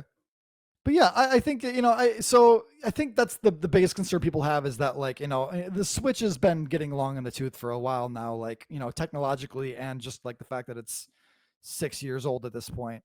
So I think it's interesting that the first thing they're showing for this is just like, here's like a better looking Breath of the Wild, like, and it kind of also leads me to wonder if like Metroid Prime 4 is just gonna like launch on that thing. Could be.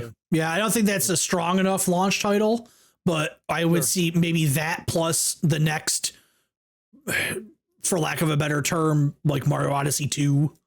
Sure. You know, like the next 3D Mario, that and Metroid, that would be like a pretty good 1-2 punch to get people to buy that thing. You know, I'd say that's a probably pretty solid launch lineup right there. Yeah, I would agree with that. Yeah, I am curious, like how, if they're trying to, if this is going to be like so similar to the Switch, because like, they really cannot abandon the portability aspect of this. I think they've come, you know, especially, you know, they're not going to ever go back to like making like a handheld exclusive device again. At least I don't think. Or a set top exclusive at this point. I don't see them. I truly don't see them ever releasing a non-hybrid system again. Yeah, definitely not. Especially knowing what like the market for like mobile games is in Japan. Like they would never dare to just go back to being one or the other. So yeah, I think it's, I mean, at least, I mean, we've kind of known for a little while that this thing exists and like it's gonna come out next year. But like I'm curious to see what compromises they're gonna have to make with the technology to get it to run consistently portable. But you know, the Steam Deck has proven that like portable games can run like super well with, like, you know, I know the Steam Deck battery life is rough, but they could pull it off. I'm sure they can if they want to. I mean, I think getting it on par with the Series X and PS5, I think is like, that's a big ask. Like, I don't think it's gonna. It is. They don't need to do that. They don't need to aim for that. Like, they really. I mean, I think if anything, they're gonna have to make way too many compromises for it to even come close to that level of graphical power. So that's not the best idea in my opinion. But like, if they can pull it off, great. But like, I'm curious about how the price is going to be after that thing. If they're going to, like, you know, push it even further than, because the Switch is very affordable. My guess is going to be it's $400 to $500 range. Yeah. Do you think there'll be more than one version of it? Like, not at launch. Not at launch. Yeah. I don't think so. Unless they're doing something that we're not anticipating. I don't think at launch there will be. Do you think it will have 4K support? Yes. Because the demo that says that the demo that was showed. Oh, right. Yeah. So yeah, it'll have 4K. Now 4K handheld, we'll see. No.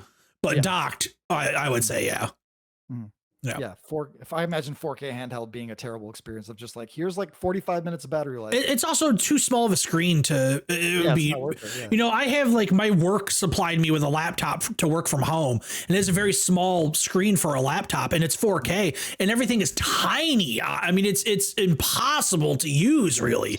You know, it's such a pain. It's unnecessary, I think, for a laptop screen for sure. I have my second monitor on my desktop is a 27-inch, and I think that's a little bit too small for 4K. I upscale the UI on it, so it's a little bit bigger, because if it's at its default size, it's very small. Wow. Yeah. So I don't know. I mean, I'm really curious to see like what they do with the redesign for this thing and like how they, you know, how compatible. That's my biggest concern, is how compatible it is with the previous Switch. Yeah. Because like, I mean, they're still selling Switches, like granted a lot less than they were. Yeah. The report did say they were like 16% down on hardware sales, 15% down on software sales. So I mean, it's time. I mean, my best guess for timeline is, I think they'll probably do a Nintendo Direct in the spring, and they'll say new system this year. I think they'll do another Nintendo Direct around the E3 window, and that's where they show it and tell you the release date. And I think it comes out fall of next year. Is it called the Switch U?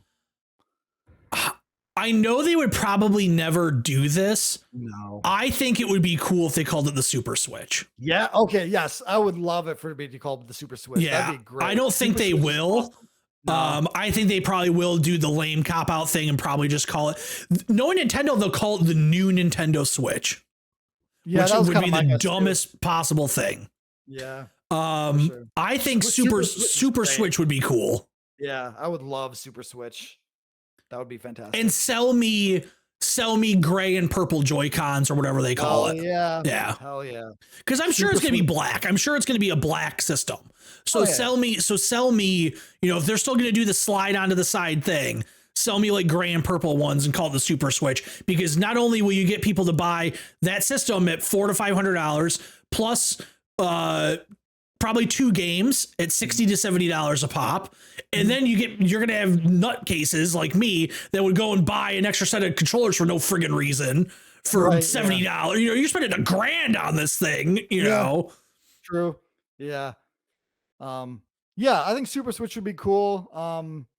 Might run into a little bit of problems with calling something SS, but like, oh yeah, that's true. Yeah. But I mean, most people won't even think about that. But like, yeah, that's still, I think. They would have to.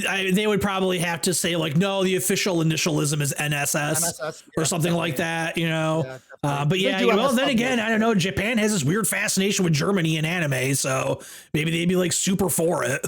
Yeah, maybe. Who knows? Yeah, but I like Super Switch as well. Yeah, I think that's a good, it's a good thing to call it. Yeah. But that was not the only Nintendo story this week. So it was reported recently that Charles Martinet was stepping down from the voice of Mario, Luigi, Waluigi, Wario, all the other characters he does. He is not in the next Mario game, Mario Wonder, that's coming out next month. And he was moving into the role of Nintendo ambassador, but nobody knew what the hell that was, including him. He even said, I don't know what this means. So they put out a YouTube video of him and Miyamoto, not in the same room, because I'm sure it's not worth it to fly him over to Japan for a 5-minute video. No. And they still really don't say what it is, just that he will be representing Mario at conventions and public appearances. So I guess I don't know if it's like so I know I always relate everything to professional wrestling, but WWE has sometimes with retired wrestlers, they will have like ambassador contracts where it's like, say the Today Show wants to interview a wrestler and they'll send like a retired big name WWE wrestler to like make the media appearance. I don't know if maybe that's going to be, because like Howard Lincoln, who was like did a lot of Nintendo's media in the West, has since been long gone from the company, and maybe that's it. Maybe they like, and Reggie's gone, so they don't have like an American or a native English speaking person to talk on behalf of the company in the media. So maybe that's it. Yeah. Dude, the vibe of this video was so strange. Did you get my notes that I sent you? Yeah, I did. I was like, it totally feels like, yeah, like somebody off screen is definitely like pointing a gun at them. It's like, what is happening? Like Charles, I mean, it almost feels like the mood with like Charles Martinet specifically, he just feels like he seems kind of bummed. Like I have like a weird like hunch that like he was just like, Nintendo was just like not willing to pay the prices he was asking for to like probably keep sending him, and like that's why he's just like, well, we're gonna just have him do this. But then again, like, why even have him do this? Yeah. Like, I am really. There's a strange energy across that whole video. It was almost difficult to watch. Like, have you seen the leak of Super Mario Wonder? Because up until this point, all official footage that has come out has not had Mario talking. Did you see the leak at Gamescom when people were playing it when they heard the new voice?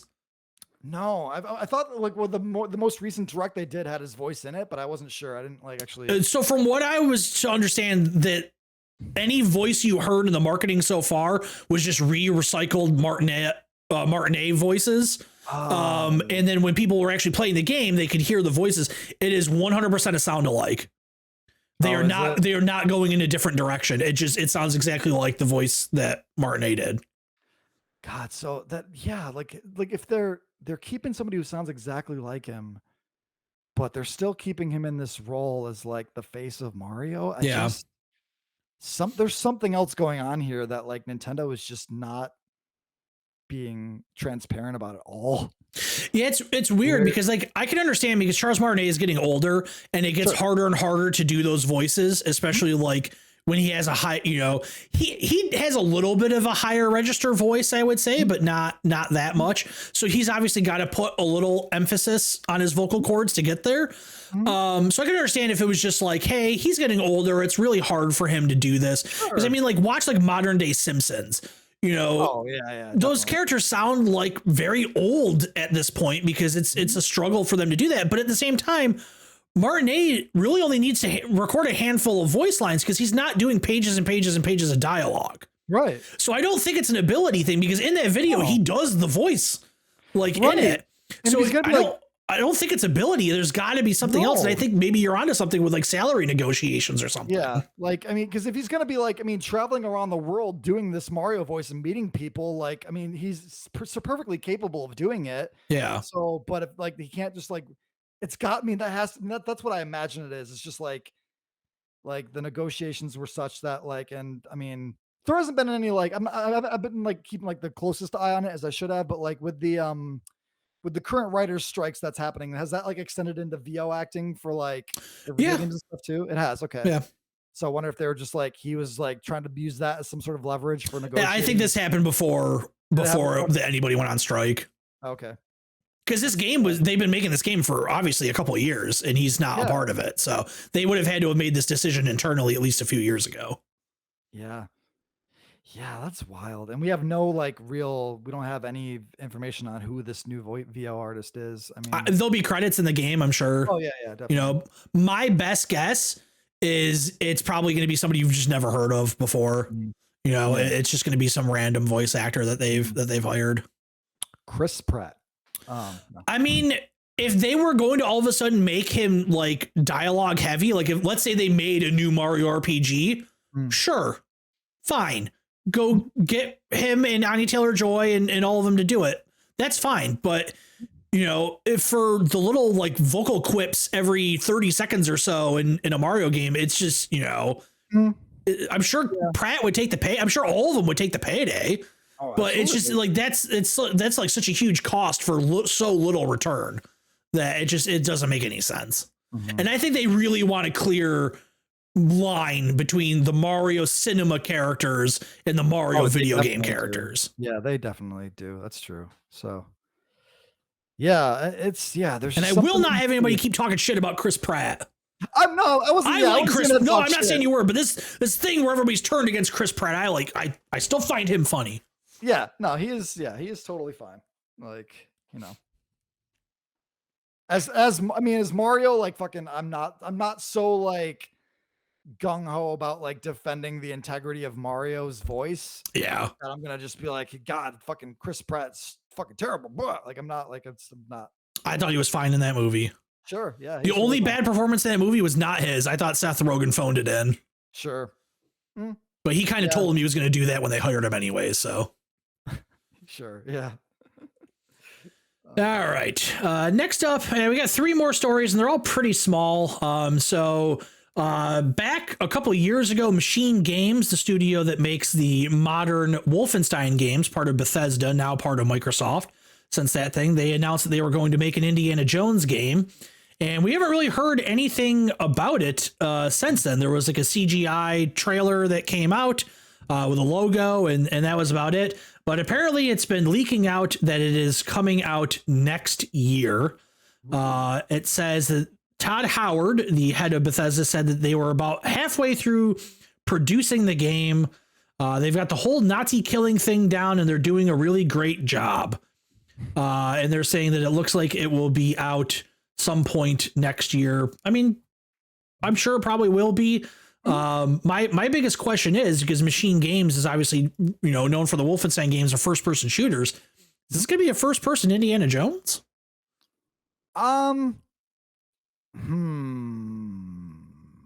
They could do it. They've made like first person, 007 games. Yeah. Like they could do it, but I think 007 is maybe a little bit more known for gadgets and guns, where Indiana Jones, he's got the whip. I mean, I guess you could do first person whip. Yeah. No, yeah. There have been in my personal life, I do first person whip. Cracking that whip. But yeah, yeah, they could. I mean, you could do a first person like Indiana Jones game, but I also know he's got such a distinct look that like it would be nice to be able to see him. I'm gonna let you in on a little secret here, a little exclusive. You've never seen Indiana Jones. That is correct. Yeah. That is my hot take secret here. Well, it doesn't have it's not animated and there's no mechs. So listen. But on the other hand, there are a lot of Nazis. So I figured that maybe you would have been like, oh, well, it doesn't have big titty anime girls, but it has the SS. Nazis. So that's right. Perfect. Yes. But yeah, so I mean, I really like the Wolfenstein games. Like, I think those games, like the new Wolfenstein games that they've put out, have been like awesome. Like, I played through all those games. I think they're really well made shooters. So I think that's what they do well. Yeah, I like I refused to play the second one out of protest, but I played the first one. What was wrong with the second one? They make you kill your dog in the beginning of that game. Right. I just straight up was not going to do that. No, that really like pushed me too. I was just like, oh, I'm with you on that one. Yeah. That really bothered me too. But yeah, once you get past that, I mean, if there was an option to skip it, honestly, but the rest of the game is good, but like not as good as the first one. I think New Order is fucking awesome. I like the first one. I thought the first one was pretty solid. I didn't play that spin-off. Old Blood. Yeah, but I heard that was pretty good. fairly decent. Surprisingly difficult. Like, I was like, fucking, gee, this is fucking brutal, but it's good. Well, those games also have mechs, so I know that's right up your right up your alley. Yep. Just mechs and Nazis. Yep. Those are my two big anime. And anime. Yep. There's got to be a Nazi mech anime, right? Is there like a lolly Hitler genre? There has to be. There's nothing that comes to mind. If there is, I haven't seen it, but like it almost certainly exists. I mean, there are games on Steam called Sex with Hitler. Like, that doesn't surprise me. And I haven't played them. But I'm not going to pronounce this word right, but is Hitler a yandere? Let's move on. Do you have any attachment to that franchise, the Indiana Jones franchise? I mean, I haven't seen the newest movie, but I watched I watched the original 3 when I was a kid. And then I went to see Kingdom of the Crystal Skull opening weekend in theaters.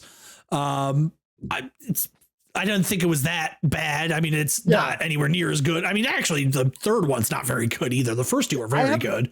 I haven't heard a single person have a nice thing to say about the Crystal Skull movie. Like, not one. I think it had like it's got aliens in it, and I was like, oh, that's a neat twist. That's cool, I guess. And it's got Shia LaBeouf and monkeys, and I like Shia LaBeouf. I don't like monkeys. I got a big I got a whole thing with monkeys. Not a big Escape fan. That's fine. I think okay. We can move on if you want. I think monkeys need to stay in their own lane. They're always trying to do shit. Go to space. Learn sign language. Talk. Yep. What? No. Yeah. So like, this is all Planet of the Apes. When is it going to be enough? That's right. Yeah. Okay. I'm with you. I can see the case for that if you want to. Yeah. You can't be everything. You can't. Yeah. And monkeys are just close enough to humans that you're just like, yo, they get smart enough. They could do some shit. I skip the monkeys when I go to the zoo. I don't need to see them do new tricks. I don't need to see what new abilities they've learned. No. I want to go look at the turtles. They're doing turtle shit. Yep, turtles. Yeah, turtles are great. I like turtles. But yeah, I don't know. I mean, I don't know. I'm curious to see what they do with it because I know we're also getting that. Not only are we getting the Indiana Jones game, but we're also getting that like 007 like Hitman inspired game too. Yeah, so I'm curious to see like, these big movie franchises getting like games from very capable studios. So I'm really curious to see. I don't even know what I would want out of an Indiana Jones game, especially if I have like no attachment to the source material. I think it's a good. I don't think that this is what it's going to be, but I think enough time has passed that like just make it like Uncharted. Uncharted was Indiana Jones. Just make it like Uncharted. I think that would be the safest way to go for sure. They can pull it off. I'm wondering if it will be first person, so they don't have to get around by saying like, "Oh, we don't have Harrison Ford in the game." Is Harrison Ford not in the game? I don't know. Oh, they didn't say. We don't know, but I have to imagine he's probably not. Wow, I would be, especially when he just put out that movie. Like, I would be really shocked if he's not even in the game. Like, I would say it's crazy. They're going to go one of two ways. Either Indiana Jones is going to be a silent protagonist in this game, or they're just going to get a random voice actor that maybe sounds like Harrison Ford. Harrison Ford barely wants to do anything anymore. He just wants to sit and smoke pot. Like, I would be very surprised if they could get him into a voiceover booth. Mm-hmm. I don't know. I mean, because I don't know how much. I know he doesn't give a shit about Han Solo, but I think if anything, he's really defended. He's a big fan of Indiana Jones. Mm-hmm. Yeah, to not put him in it would be huge, but we'll see. Yeah, I'm curious about it. Yeah. Speaking of huge and things up your alley, Sega, after 25 years, is bringing Daytona USA 2 to consoles for the first time. Woo! But it's hidden inside of a different game. I take it back. Yeah, no. It's not its own game. It's going to be playable in the next Like a Dragon entry. Sure. Okay. Which, I do want to play, so I'll have access. I mean, it's cool to have access to it. I mean, did you ever play that Daytona Saturn port? Yeah. Oh, yeah. Oh. I mean, I played a shitload of the arcade cabinet. Yeah, no, which is, it's a perfect arcade perfect port as far as I'm concerned. It is super not, but it is fascinating to look at and be like, wow, how did this get released? This is just kind of, that game is fucked up. Well, they're gonna have to find a new fighting game now to put these cars in. Sure, yeah. Unless they want to make Fighting Vipers 2. Unless that actually already exists. Mega Mix 2? Just skip and make Fighters Mega Mix. Just call it Fighter Mega Mix 3. Perfect. Yeah, just skip it. Yeah. But it will not be called Daytona USA 2 anymore. It will be called Sega Racing Classic 2, because I'm sure they lost the Daytona license a long time ago. So the game, it's going to be, the Yakuza games always have arcade ports hidden inside of them. Yeah. They're not hidden. I mean, they're just, they're just in the game. But it's not the next mainline game. It's the Man Who Erased His Name, the one that's coming out later. I believe it's this year, right? It's coming out later this year. Oh, I don't know if it's going to make this year. It might. Okay. But like, I couldn't remember when it was. Because we're getting right towards the end here. Yeah. But so it doesn't got. Oh no, it is. It is this year. It's November 8th. Oh shit! Wow. Okay, yeah. I didn't know that. Yep. Good. So a couple months. Nice. That's cool. I think it's cool that they're putting it in there. I think it's I think I've always been a really big fan of the hidden games hidden full games within a game concept. Like, I think it's awesome just to be like, oh cool, I can play like all of Space Harrier in this. Yeah. That's so dope. So especially a game that we have no other means to play here. I think that's really cool.